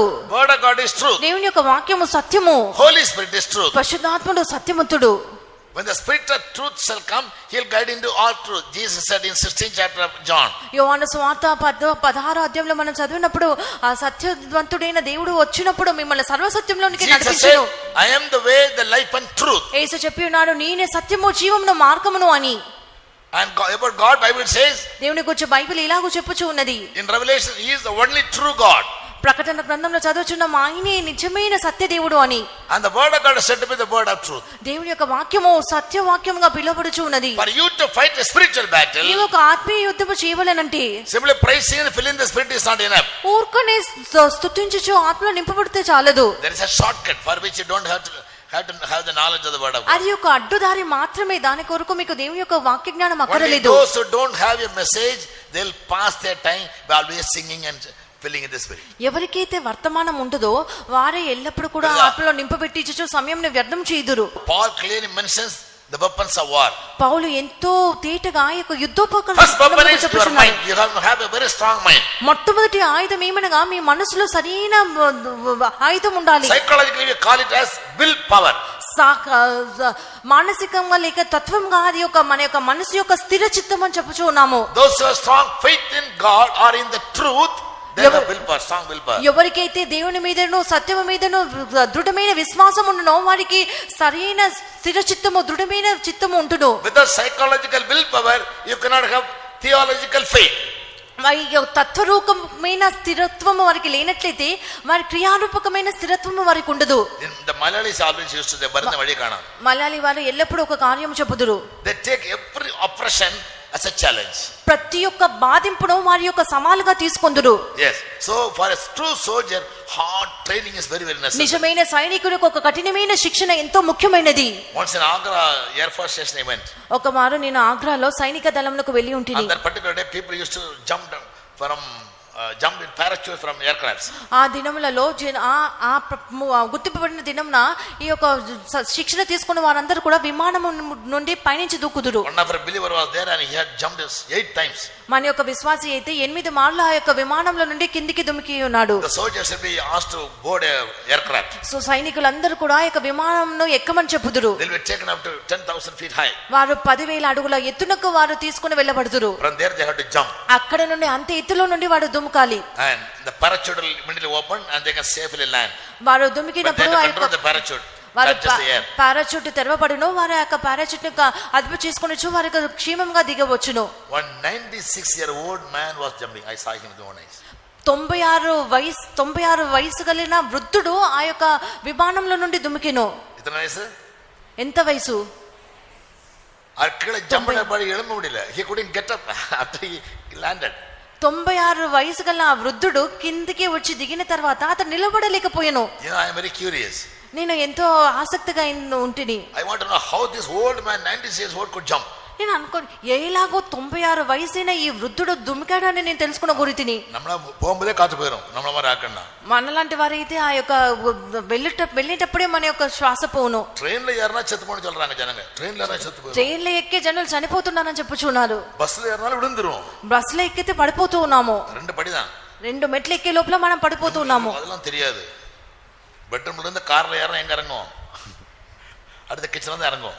Bed లో నుండి కార్లో ఎక్కితే కిచెన్ లో దిగుతున్నాము. நம்மள போய் நாங்கள் கிறிஸ்துவின் வீரர்கள் சொன்னா பிசாசு பயங்கர வில்லன் மாதிரி சிரிப்பான்.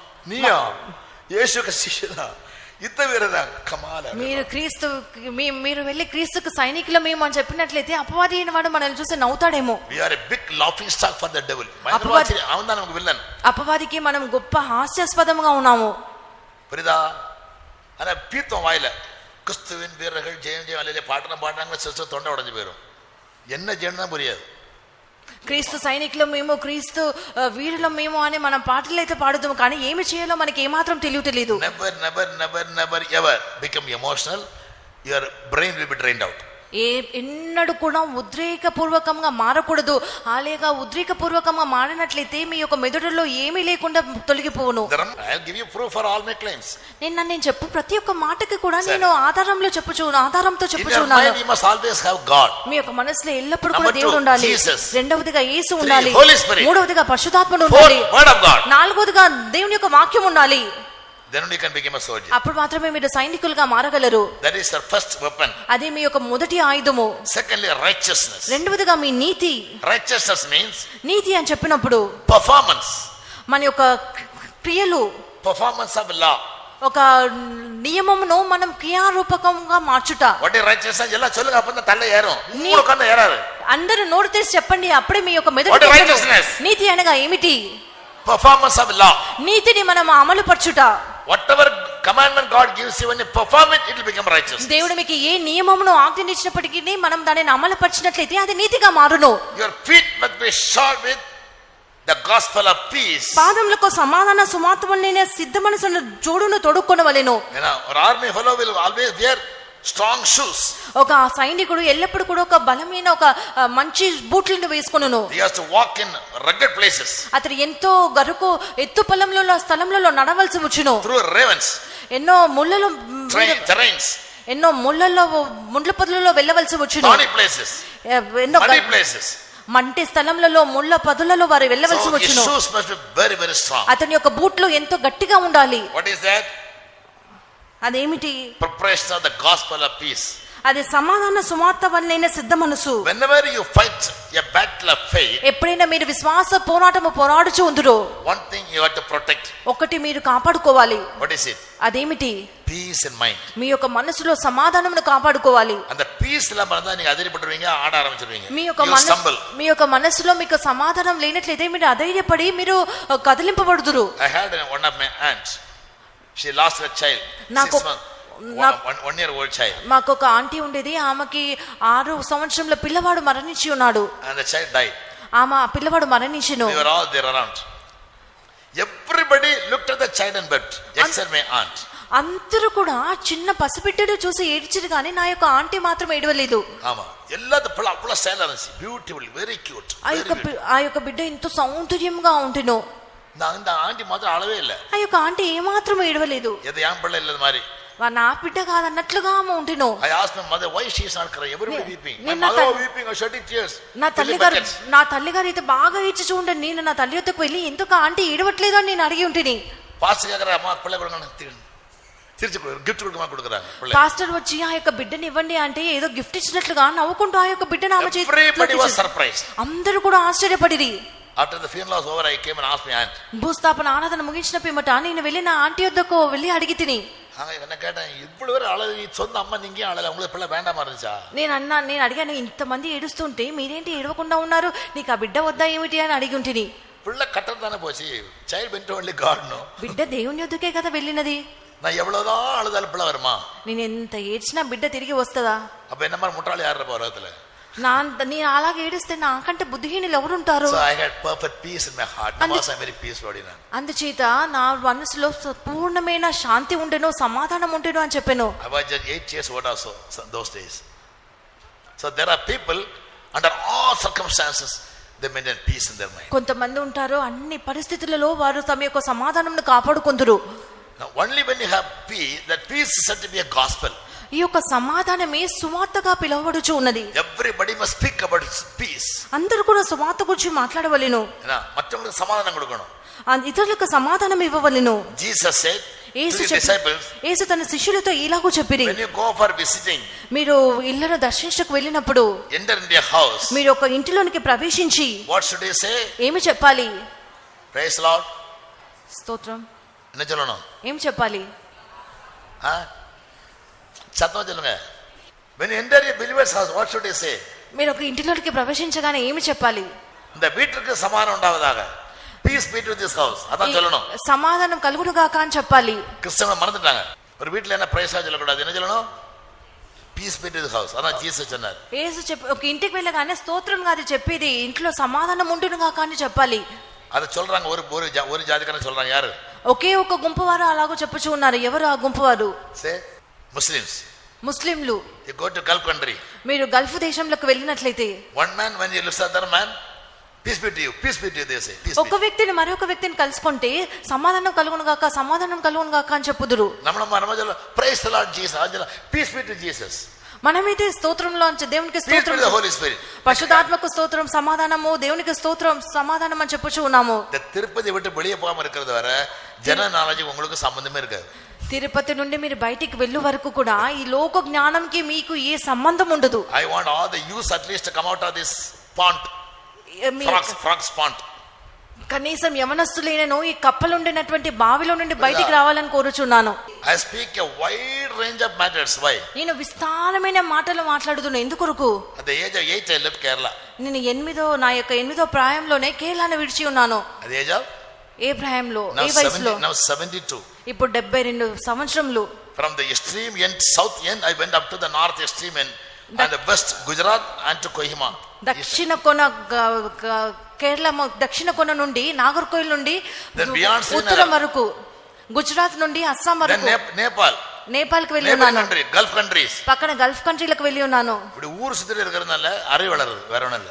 బాగా అన్ని ప్రాంతాలకు వెళ్ళి వచ్చినందున జ్ఞానం బాగా పెరిగి ఉన్నది, వేరే కారణం కాదు. Educated people the rush to Bengaluru, Secunderabad, Hyderabad, Bombay, Delhi. అందుచేత బాగా చదువుకున్న వారు బెంగళూరు, హైదరాబాద్, బాంబే, ఢిల్లీకి ప్రాంతంలోకి వెళ్తున్నారు. be a soldier. మనం సైనికులుగా ఉన్న మనము అప్ప అమ్మ మడిలో కూడదు, తండ్రిదండ్రుల యొక్క మడిలోనే కూర్చునకూడదు. The birds will never allow their chicks to be in the nest always. పక్షులు ఎన్నడూ కూడా ఆ యొక్క గూడులో వాటి యొక్క పిల్లల్ని ఉండనివ్వవు. ఎందుకు కొరకు? They cannot learn. ఆ గూటిలో ఉన్నట్లయితే అవి ఎగురుతుంటే నేర్చుకునవు. They carry them to the sky and drop them. పక్షి వాటి యొక్క పిల్లలను ఆకాశం వరకు పైకి తీసుకుని వెళ్ళి వాటిని కిందికి వదిలివేయును. Yes, so that they may learn flying.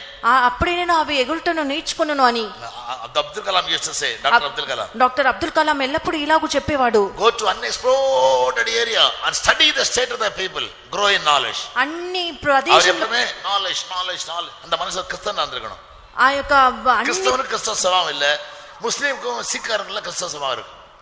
క్రైస్తవులకి క్రైస్తవ స్వభావం లేదు కానీ ముస్లింలకు సిక్కులుగా ఉన్నటువంటి వారికైతే ఈ స్వభావం ఉన్నది. I lived with all these people. అయితే నేను మీరందరితో కూడా జీవించి ఉన్నాను. Abdul Kalam always think keep a mind very strong. అదా పాల్ சொல்றாரு. అబ్దుల్ కలాం ఏం చెప్తున్నాడు అంటే ఎల్లప్పుడు తలంచి యొక్క మనసుని మానసికంగా మీరు బలవంతులై ఉండుడని పౌలు కూడా అదే కదా చెప్పుచూ ఉన్నాడు. కొన్ని భాగములు మీరు ఇంటికి వెళ్ళి మిగిలిన వాక్యములన్నీ చదువుకొనుడి. So what are the things you find here? Truth, మనం ఇక్కడ ఏం చదువుకుంటున్నాము? సత్యము, నీతి, సమాధానము, faith, విశ్వాసము, and salvation, రక్షణ, sword of the spirit, ఆత్మ ఖడ్గము, and finally praying always with all prayer and supplication in the spirit and watching thereunto with all perseverance and supplication for all saints. చివరగా ఆత్మ వలన ప్రతి సమయం నందును ప్రతి విధమైన ప్రార్థనను విజ్ఞాపన చేయొచ్చు.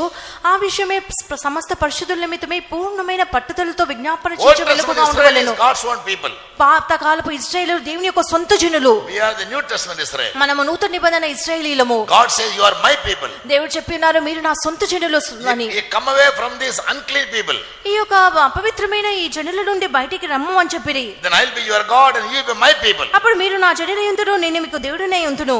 By salvation, by separation, మీ రక్షణ మూలంగా, by sanctification, ప్రత్యేక జీవితం మూలంగా, శుద్ధీకరణ మూలంగా separated our life from worldly wicked people. మనము లోకంలో ఉన్నటువంటి ఆ దుష్ట జనులలో నుండి ప్రత్యేకించుకొని ఉన్నాము. God has chosen us to be his own people. He wants to glorify himself in our life. దేవుడు మనల్ని ఆయన యొక్క స్వజనులుగా ఏర్పరచుకొనిరి, మన మూలంగా ఆయన యొక్క నామమును మహిమపరచుకొని కోరుచు ఉన్నారు. Therefore in our battle, అందుచేత మన యొక్క యుద్ధంలో చూసినట్లయితే our character will be always targeted by our enemy. మన యొక్క శత్రువైన వాడు ఎల్లప్పుడు కూడా మన యొక్క స్వభావం మీదే గురిపెట్టును. ఎన్న character? ఏ స్వభావం మీద? Your faith, మీ యొక్క విశ్వాసము, your peace, మీ యొక్క సమాధానము, your righteousness, మీ యొక్క నీతి, and your hope. మీ యొక్క నిరీక్షణ. These things will be targeted by the devil. ఇవన్నీ కూడా శత్రు ద్వారా గురిపెట్టబడును. But you must protect them. అయితే మీరు వీటన్నిటిని కూడా కాపాడుకోవలెను. In this list, ఈ యొక్క పట్టికలో we find two types of weapons. రెండు విధములైన ఆయుధములను మనం చూచుచూ ఉన్నాము. One is offensive and the other is defensive. ఒకటేమో యుద్ధము చేయనటువంటివి, ఒకటేమో మనల్ని మనం కాపాడుకున్నటువంటివి. In the list you find only one weapon to be offensive. ఈ యొక్క పట్టికలో మనం ఒకే ఒక ఆయుధంను యుద్ధాయుధంగా చూచుచూ ఉన్నాము. That is called the sword. అదే ఖడ్గము. With sword you can't defend yourself, you can only offend your enemy. ఖడ్గంతో మిమ్మల్ని మీరు కాపాడుకోలేరు కానీ శత్రువుని మాత్రమే దాడి చేయగలరు. Sword is set with the word of God. ఖడ్గమే దేవుని యొక్క వాక్యము. So by using the word of God only you can overcome all the trials and all the battles. దేవుని యొక్క వాక్యంను ఉపయోగించి మీరు ప్రతి ఒక్క శోధనలో, ప్రతి ఒక్క యుద్ధంలో మీరు జయించగలరు. They were always used to teach you the word of God. అందుచేత మేము ఎల్లప్పుడూ కూడా దేవుని యొక్క వాక్యమును మీకు బోధించుదుము. With the word of God you can offend any person. దేవుని యొక్క వాక్యంతో మీరు ఏ వ్యక్తినైనా మీదనైనా దాడి చేయగలరు. ஒரு இந்து கிட்ட பேசுங்க, ஒரு முஸ்லிம் கிட்ட பேசுங்க, ஒரு கிறிஸ்தவன் கிட்ட பேசுங்க, ஒரு கத்தோலிக் கிட்ட பேசுங்க, ஒரு திருடன் கிட்ட பேசுங்க, దేవుని యొక్క వాక్యంతో, கொலகாரன் கிட்ட பேசுங்க. దేవుని యొక్క వాక్యంతో How ఆధారంతో can you win him? How can you win him? మీరు ఒక ముస్లింతోని, ఒక హిందూతోని, ఒక తాగుబోతుతోని, ఒక హంతకునితోటి ఎవరితో నేను మాట్లాడవచ్చును? ఏ విధంగా మీరు అతన్ని జయించగలరు? Only word of God. దేవుని యొక్క వాక్యం ద్వారానే వారందరినీ కూడా మీరు జయించగలరు. ஒரு இந்து மனுஷன் உங்க மதத்தை பற்றி அறியணும் விரும்புறான். ஒரு Hindu man he wants to know about your religion. ఒక హైందవుడు మీ యొక్క మతంను గురించి తెలుసుకున్న గురించి ఉన్నాడు. Therefore yesterday I read the news. మొన్న దినం నేను ఒక వార్తను చదివి ఉన్నాను. Ayatollah Ali Khamenei's younger brother. అయాతుల్లా Ali Khamenei యొక్క చిన్న తమ్ముడు. He became a Christian. అతడు ఒక క్రైస్తవుడిగా మారాడు. And he openly said, అతడు బహిరంగంగా ఈ విధంగా చెప్పెను, I have been telling my brother for a long time, you be a Christian. నేను ఎంతో కాలంగా నేను నా సహోదరునికి చెప్పుచున్నాను, నువ్వు ఒక క్రైస్తవుడిగా మారుము అని. In Iran 3 million Christians are there. Iran లో 3 మిలియన్ల క్రైస్తవులు ఉన్నారు. And now many people are converting to Christianity. ఇప్పుడు అనేకులు క్రైస్తవులుగా మారుచూ ఉన్నారు. Therefore God says in 49:24 Jeremiah, యెరెమయా 49:24 వాక్యంలో దేవుడు ఇలాగ చెప్పుచున్నాడు, in the latter days అంత్య దినములలో Elam, Persia will come to me. ఏలాము నా యొద్దకు తిరిగి వచ్చును, I'll bless them. నేను వారిని ఆశీర్వదించుదును. It is happening now. అది ఈ దినములలో సంభవించుచు ఉన్నది. Why Israel is not completely consuming them? ఎందుకు ఇశ్రాయేలు ఆ యొక్క ఇరాన్ని పూర్తిగా తుడిచివేయలేదు? There are nearly 3 million Christians praying on foot. ఆ యొక్క ఇరాన్ లో సుమారు 3 మిలియన్ల క్రైస్తవులు ప్రార్థించుచూ ఉన్నారు. And there are many people converting to Christianity. అనేకులు క్రైస్తవులుగా మారుచూ ఉన్నారు. Christianity is not something very strange now. క్రైస్తవత్వం అన్నటువంటిది ఈ దినంలో ఏదో ఒక వింతైన కార్యముగా లేదు. We have the truth. ఎందుకనగా మనకు సత్యం ఉన్నది. Every believer and worker must have the word of God in their mouth. ప్రతి ఒక్క విశ్వాసికి దైవ సేవకునికి వారి యొక్క నోట దేవుని యొక్క వాక్యం ఉండవలెను. Don't serve Jesus. యేసుకే సేవించుడి. Nothing wrong in participating in the activities, but that won't take you to heaven. కార్యక్రమంలో పాల్గొంటే ఏ తప్పు కాదు, కానీ అవి మిమ్మల్ని పరలోకముకు నడిపించవు. You must be a good soldier of Jesus. యేసు యొక్క మంచి సైనికుడుగా ఉండాలి. In the Old Testament 20 years and above, everybody must join the army. Numbers chapter 1 verse 3. నా సంఖ్యాకాండం 1వ అధ్యాయం 3వ వాక్యంలో చూసినట్లయితే పాత నిబంధన కాలంలో 20 సంవత్సరంల ప్రాయం కలిగిన ప్రతి ఒక్కడు కూడా సైన్యంలో చేరవలెను. Therefore we always encourage the youth. అందుచేత మేము ఎల్లప్పుడూ కూడా యవనులను ప్రోత్సహించుచూ ఉన్నాము. Lamentation 3:27. విలాప వాక్యము 3:27లో చదివినట్లుగా, It is better for the youth to bear the yoke at the time of youth. యవన కాలంలో కాడియం నోయుట మేలు. For the time of youth you must become a soldier. యవన కాలంలో మనం సైనికుడిగా మారవలెను. Yes, you must have the word of God in your mind. Therefore we teach the word of God so deeply. దేవుని యొక్క వాక్యము మీ మనసులో ఉండవలెను. అందుచేత మేము దేవుని యొక్క వాక్యమును ఇంత లోతుగా బోధించుచూ ఉన్నాము. And what do we learn from God's attitudes? దేవుని యొక్క స్వభావం నుండి, ప్రవర్తన నుండి మనం ఏమి నేర్చుకొనుచూ ఉన్నాము? As I said, నేను చెప్పినట్లుగా God never does things in our life based on our past life or the present life. మనము గతించిపోయిన మన పాతకాలం యొక్క జీవితంను ఆధారం చేసుకొని, మన యొక్క ప్రస్తుత కాలం అందున్న మన జీవితంను ఆధారం చేసుకొని దేవుడు ఏమాత్రం క్రియ చేయరు. How do we make up our mind for the future? ఏ విధంగా మన భవిష్యత్తు కాలం కొరకు మన మనసుని సిద్ధపరచుకొనుచున్నామో Our destiny depends on that. దాని మీదనే మన యొక్క గమ్యం ఆధారపడి ఉన్నది. What would you like to be? మీరు ఎలాగో ఉండగోరుచూ ఉన్నారు. For example, ఉదాహరణకు there was a blind man called Bartimaeus. బార్టైమియస్ అనే ఒక వ్యక్తి ఉండేవాడు, ఒక గుడ్డివాడు ఉండేవాడు. He was sitting on the roadside. ఆ బర్తులోమయ, He heard Jesus coming. ఆ బర్తులోమయ క్రీస్తు యేసు వచ్చుట వినెను. He cried, "Oh son of David, దావీదు కుమారుడా అని కేకలు have వేసెను. mercy on me," he said. నన్ను కరుణించుము అని ఆ గుడ్డివాడిని బర్తులోమయ కేకలు వేసెను. Jesus came to him. యేసు అతని యొద్దకు వచ్చెను. What did he ask him? అతను ఏమడిగిను? What shall I do for you? నిన్నుకి ఏమి చేయగోరుచున్నావు? He never saw him as a blind man. యేసు ఎన్నడూ కూడా అతన్ని గుడ్డివాడిగా చూడలేదు. He never saw him as a cursed man. శపింపబడిన వానిగా చూడలేదు. He wanted to know from him what would he like to be. అతడు ఎలాగో ఉండగోరుచున్నాడు అని దేవుడు తెలుసుకునగోరెను. நீங்க எந்த நிலைமையில இருக்கறீங்கறது கர்த்தருக்கு பிரச்சனை இல்ல. మీరు ఏ పరిస్థితిలో ఏ స్థితిలో ఉన్నారో దేవునికి అది సమస్య కాదు. ఆందర్ உங்களை சந்திக்க வரும்போது దేవుడు మిమ్మల్ని సంధించుటకు వచ్చినప్పుడు ஒரு கேள்வி கேட்பார். ఒక ప్రశ్న అడుగుదురు. హబారి அப்படி இல்ல. ఎలాగున్నావని అడగరు. What would you like to be? ఎలాగో ఉంట గోరుచున్నావా అని అడుగుదురు. எல்லாரும் சொல்லுங்க. అందరూ చెప్పండి. What would you like? అదా அவருக்கு ஞானம். ఎలాగ ఉంట కోరుచున్నారో అని అడుగుదురు. అదే ఆయన జ్ఞానము. యేసు வந்தார்னா, యేసు వచ్చినట్లయితే என்ன சொல்வாரு? ఏమి చెప్పుదురు? నీ చెండ పోట, కళ్ళు కుడిచ, నువ్వు పోట్లాడి ఉన్నావా, కళ్ళు తాగి ఉన్నావా, దొంగలించి ఉన్నావా, దొంగలించి ఉన్నావా, పాపం చేయదా, ఏవన్ పాపం చేస్తున్నావా, అది లిస్ట్ కొనరమంటారు. ఆ పట్టిక అంతయు ఆయన చూపించరు. என்ன பண்றாரு? ఏమి చేయుదురు? நீ எப்படி இருந்தாலும் சரி, నువ్వు ఎలాగ ఉన్నప్పటికీ நீ யாரா மாறணும் விரும்புறதான் கேட்பாரு. నువ్వు ఎలాగ మార కోరుచున్నావు అని ఆయన చూచుదురు. అర్థమవుచున్నదా? Always have a positive attitude. ఎల్లప్పుడు కూడా సానుకూలమైన ఒక శైలిని కలిగించుకొనుడి. అదా Bible hope will not make you ashamed. అదే ద్వారా ఈ యొక్క నిరీక్షణ నిన్ను సిగ్గుపరచదని బైబిల్ చెప్పుచున్నది. నిరీక్షణ అనగా ఏమిటి? What good you expect in the future. భవిష్యత్తు కాలంలో నువ్వు ఏ మేలు ఎదురు చూచుచూ ఉన్నావు? Lord, at present I am a sinner. ప్రభువా, నేను ప్రస్తుతం ఒక పాపిగా ఉన్నాను. I want to be a saint. నేను ఒక పరిశుద్ధునిగా మారగోరుచున్నాను. That statement about the future, it has great weight in it. భవిష్యత్తు కాలం యొక్క నీ వాక్యముకి ఎంతో విలువ ఉన్నది. God will act only upon your statement for the future. భవిష్యత్తు కాలం గురించి నీ యొక్క వాంఛ, నీ యొక్క కోరికకి దేవుడు అధికమైన విలువనిచ్చును. He said, I'll punish Elam. ఆయన చెప్పి ఉన్నాడు, నేను ఏలామును దండించేదను, శిక్షించేదను అని. అంత్యదినములలో నేను అతన్ని మరలా రప్పించేదను. నేను అసిరియాని, ఐగుప్తుని శిక్షించేదను. అంత్యదినములలో నేను వారికి మేలు చేసేదను. నేను జనులను శోధించేదను. అరణ్యంలో నడిపించేదను. నీళ్లను, ఆహారంను వారికి ఇవ్వకుండా. Deuteronomy 8:16, so that in the latter times I can do good to them. అంత్య దినములలో నేను వారికి మేలు చేసేదనే ద్వితీయోపదేశ కాండం 8వ అధ్యాయంలో చదువుచూ ఉన్నాను. God is a God of hope. మన దేవుడు నిరీక్షణ కత్తి అయిన దేవుడు. God is a God of possibility. మన దేవుడు సమస్తమునకు సాధ్యము చేయనటువంటి దేవుడు. And God is a God of positivity, not negativity. మన దేవుడు అన్నిటినీ కూడా సానుకూలంగా ముగించువారు, ప్రతికూలమైన విషయంలో జరిగించువారు కాదు. Human nature is always to look to negativity.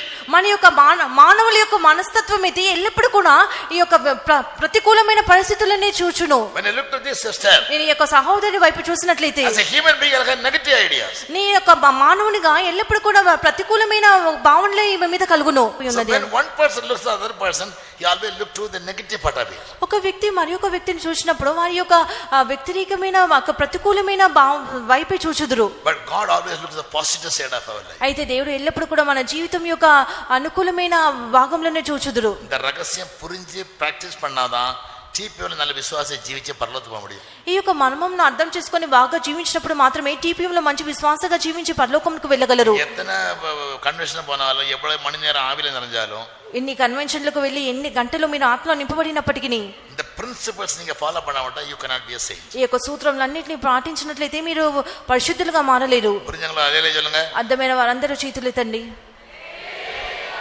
ఎదుకు చెన్నమే నాన్నకి சொல்லுங்க. Tell me why you start hallelujah tomorrow. Okay. ఎందుకొరకు మీరు ఇప్పుడు హల్లెలూయా చెప్పారో మీరు నాకు రేపటి దినంన చెప్పాలి. ఇప్పంగట நீங்க சொன்னீங்க நான் hallelujah சொன்னா கீழ்ப்படிஞ்சோம். మీరు హల్లెలూయా చెప్పమన్నారు కాబట్టి నేను విధేయత చూపించి ఉన్నాము. ఎదుకు hallelujah சொன்னన్నా? అయితే ఎందుకు హల్లెలూయా చెప్పామంటే we always look to our negative side, God always look to the positive side. That's a great man. Because great people are always great. మన యొక్క కీడైన భాగం వైపు చూడకుండా దేవుడు ఎల్లప్పుడూ కూడా మన యొక్క మంచి భాగం వైపు చూచుదురు. ఆయన అంత గొప్పవారు. Great people are always great. గొప్పవారు ఎల్లప్పుడూ కూడా గొప్పవారే. ఇప్పుడు నేను అబ్దుల్ కలాం అంటే పోనా, నేను అబ్దుల్ కలాం ఎద్దుకు వెళ్ళినట్లయితే ఒకవేళ అతడు సజీవుడుగా ఉండి అతన్ని ఎద్దుకు నేను వెళ్ళినట్లయితే ఎందుచేత ఈ యొక్క మనిషి నన్ను చూస్తకు వచ్చి ఉన్నాడని అతడు ఏమాత్రం కూడా తలంచడు. అతడు ఒక శాస్త్రవేత్త.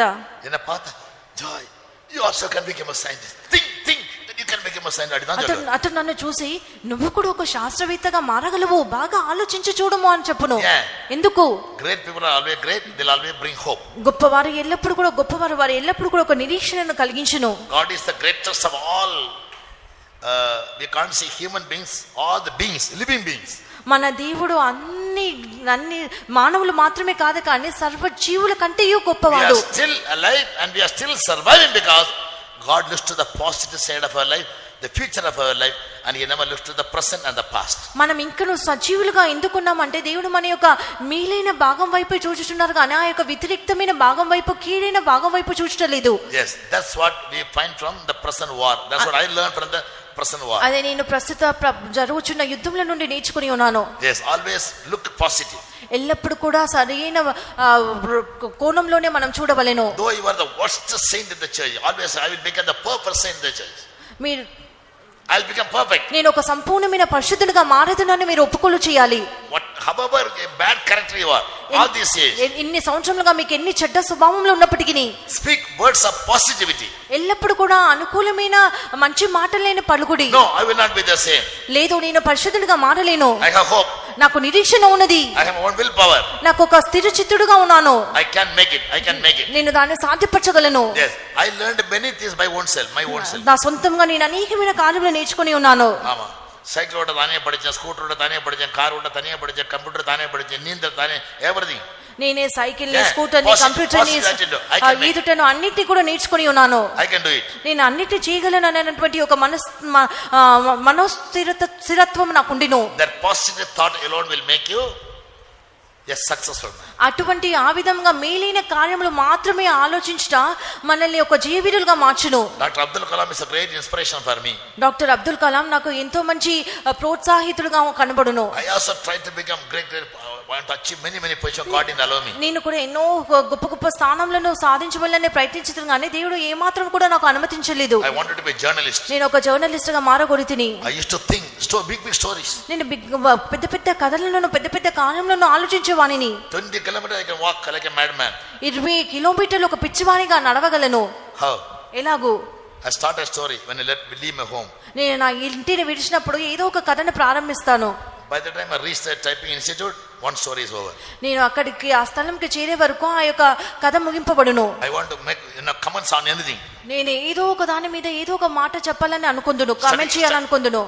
24 hours, even now I can study 24 గంటలు నేను ఏదో ఒకటి చదువుకోగలను. That's how I speak to you all these things. అందుచేత నేను ఈ కార్యములన్నిటిని మీతో మాట్లాడుచున్నాను. ఆదియామத்துல ஈரான் பற்றி எழுதிருக்கேன்னு சொன்னா நீங்க நம்புவீங்களா? ఆదికాండం మొదలుకొని ఇరాన్ అది ఇదని చెప్పినట్లే మీరు నమ్ముతారా? உங்களுக்கு ஈரான் இஸ்ரேல் சண்டை போடுறாங்க, அவ்வளவுதானே? మీరేమంటారు? பெட்ரோல் கிடைக்காது, கம்பெனி போட்டுருவாங்க, என்ன பண்ணலாம்? ఇరాన్ ஏன் சண்டை போடுறாங்க? யாரா இந்த ஈரான்காரன்? எங்க இருந்து வந்தாங்க? கடவுள் என்ன சொல்றாரு? బైబిల్ என்ன சொல்லுது? I went to Genesis. Iran Israel వారు యుద్ధం ఆడుచున్నారు, నాకేంటి సంబంధం? ఆ ఇరాన్ వాళ్ళు ఎవరు, ఇజ్రాయెల్ వారు ఎవరు అని అనుకోకూడదు. నేనైతే ఎవరు ఇజ్రాయెల్ వారు, ఎవరు ఇరాన్ వాళ్ళు అని చూడాలి. Iran is going to be friendly to Israel. நம்புவீங்களா? என்ன பாஸ்டருக்கு சூடாயிட்டதால bro சண்டை போட்டுருக்காங்க, கொன்னுட்டு இருக்காங்க, அவங்க ஃப்ரெண்ட் ஆயிருவானா? பைபிள் சொல்லுது, நான் நம்புறேன். Bible says Iran will become God's friend. Bible చెప్పుచున్నది ఇరాన్ వాళ్ళు అంత్య దినములలో దేవునికి స్నేహితులుగా మారుతారని వాక్యాధారం చూపెట్టుకు నాని నాలాగా చెప్పినట్లయితే it was the same Iran as Persia allowed the children of Israel to go from their captivity in Babylon to build the temple in Jerusalem. Same Persia permitted. ఇదే పారసీక దేశస్థులైన Iran వాళ్ళు ఇజ్రాయెల్ వారిని తమ స్వదేశంకు పంపించి మందిరంను కట్టించుటకు అనుమతించిరి. அப்ப நாளைக்கு சேர மாட்டாங்க, என்ன கட்டாயம்? అయితే రేపటి దినంలో వారిద్దరు కలవరు అని చెప్పుటకు ఏ నిశ్చయిత ఉన్నది? Egypt became friend to God, Assyria became friend to God, Iran became friend to God, Iraq also became friend to God. ఐగుప్తు, Assyria, because God loves the whole world. ఎందుకనగా దేవుడు సర్వలోకమును ప్రేమించుచు ఉన్నారు. Not one person should perish, everybody must be saved. ఏ ఒక్క వ్యక్తి కూడా నశింపకూడదు, అందరూ కూడా రక్షింపబడాలి. That is his basic objective.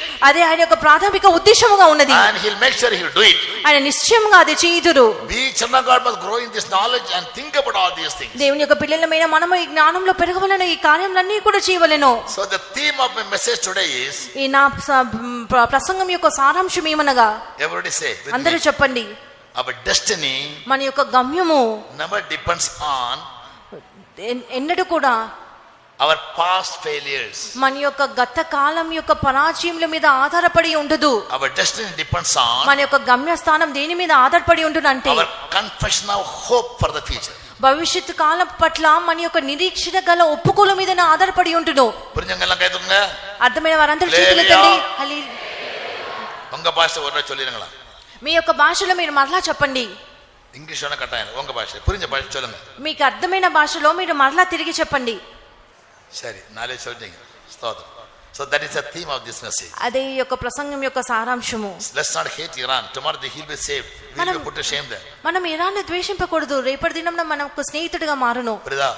Don't hate Russia. God will save them. రష్యాను ద్వేషింపకండి, దేవుడు ఆ రష్యాని రక్షించును. Don't hate the BJP party. Don't hate even our prime minister, honorable. మన మోడీని కూడా ద్వేషింపకూడదు. నాಳೆ రక్షింపబడ என்ன பண்ணுவீங்க? అతను రక్షింపబడితే ఏమి చేస్తారు? పడ మాటారు என்ன కటాయం? ఏమి చేయదు. God's activities never depends on our past failures or past life. దేవుని యొక్క క్రియలు అనేటువంటివి మన యొక్క గతించినటువంటి పరాజయముల మీద ఆధారపడి ఉండదు. Always speak the word of faith. ఎల్లప్పుడు కూడా విశ్వాసపు మాటలు పలుకుడి. Speak the word of hope. నిరీక్షణ మాటలు పలుకుడి. Yes, then we can get the future to be a blessed one. అప్పుడు మాత్రమే మనకు ఒక ఆశీర్వాదకరమైన భవిష్యత్తు దొరుకును.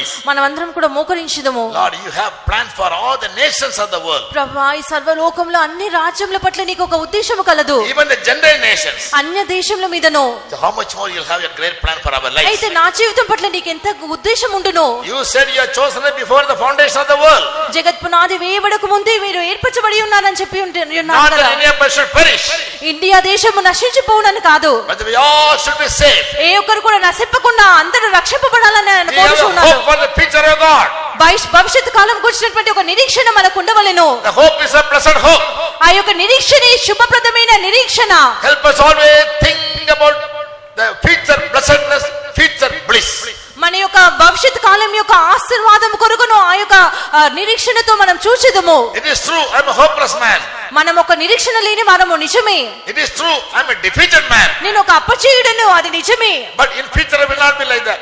అయితే భవిష్యత్ కాలంలో నేను అలాగ ఉండను. God can change me. దేవుడు నన్ను మార్చగలడు. The supplanter Jacob can be made a prince. మోసగాడైన యాకోబు ఒక రాకుమారుడుగా మారెను. The enemy of Gaza can become a friend. ఆ యొక్క గాజా వారు కూడా దేవుడు ఇశ్రాయేలుకి స్నేహితులుగా మారగలరు. God will restore all the original state to Iran. Iraq వారి యొక్క పూర్వస్థితిని దేవుడు మరలా తీసుకుని వచ్చుదురు. Because our God is a God of love. ఎందుకనగా మన దేవుడు ప్రేమ కలిగిన దేవుడు. He wants to save you, me and everybody in the world. ఆయన నిన్ను నన్ను సర్వలోకంలో ఉన్న అందరినీ రక్షింపగోరుచు ఉన్నారు. Let's not hate anybody.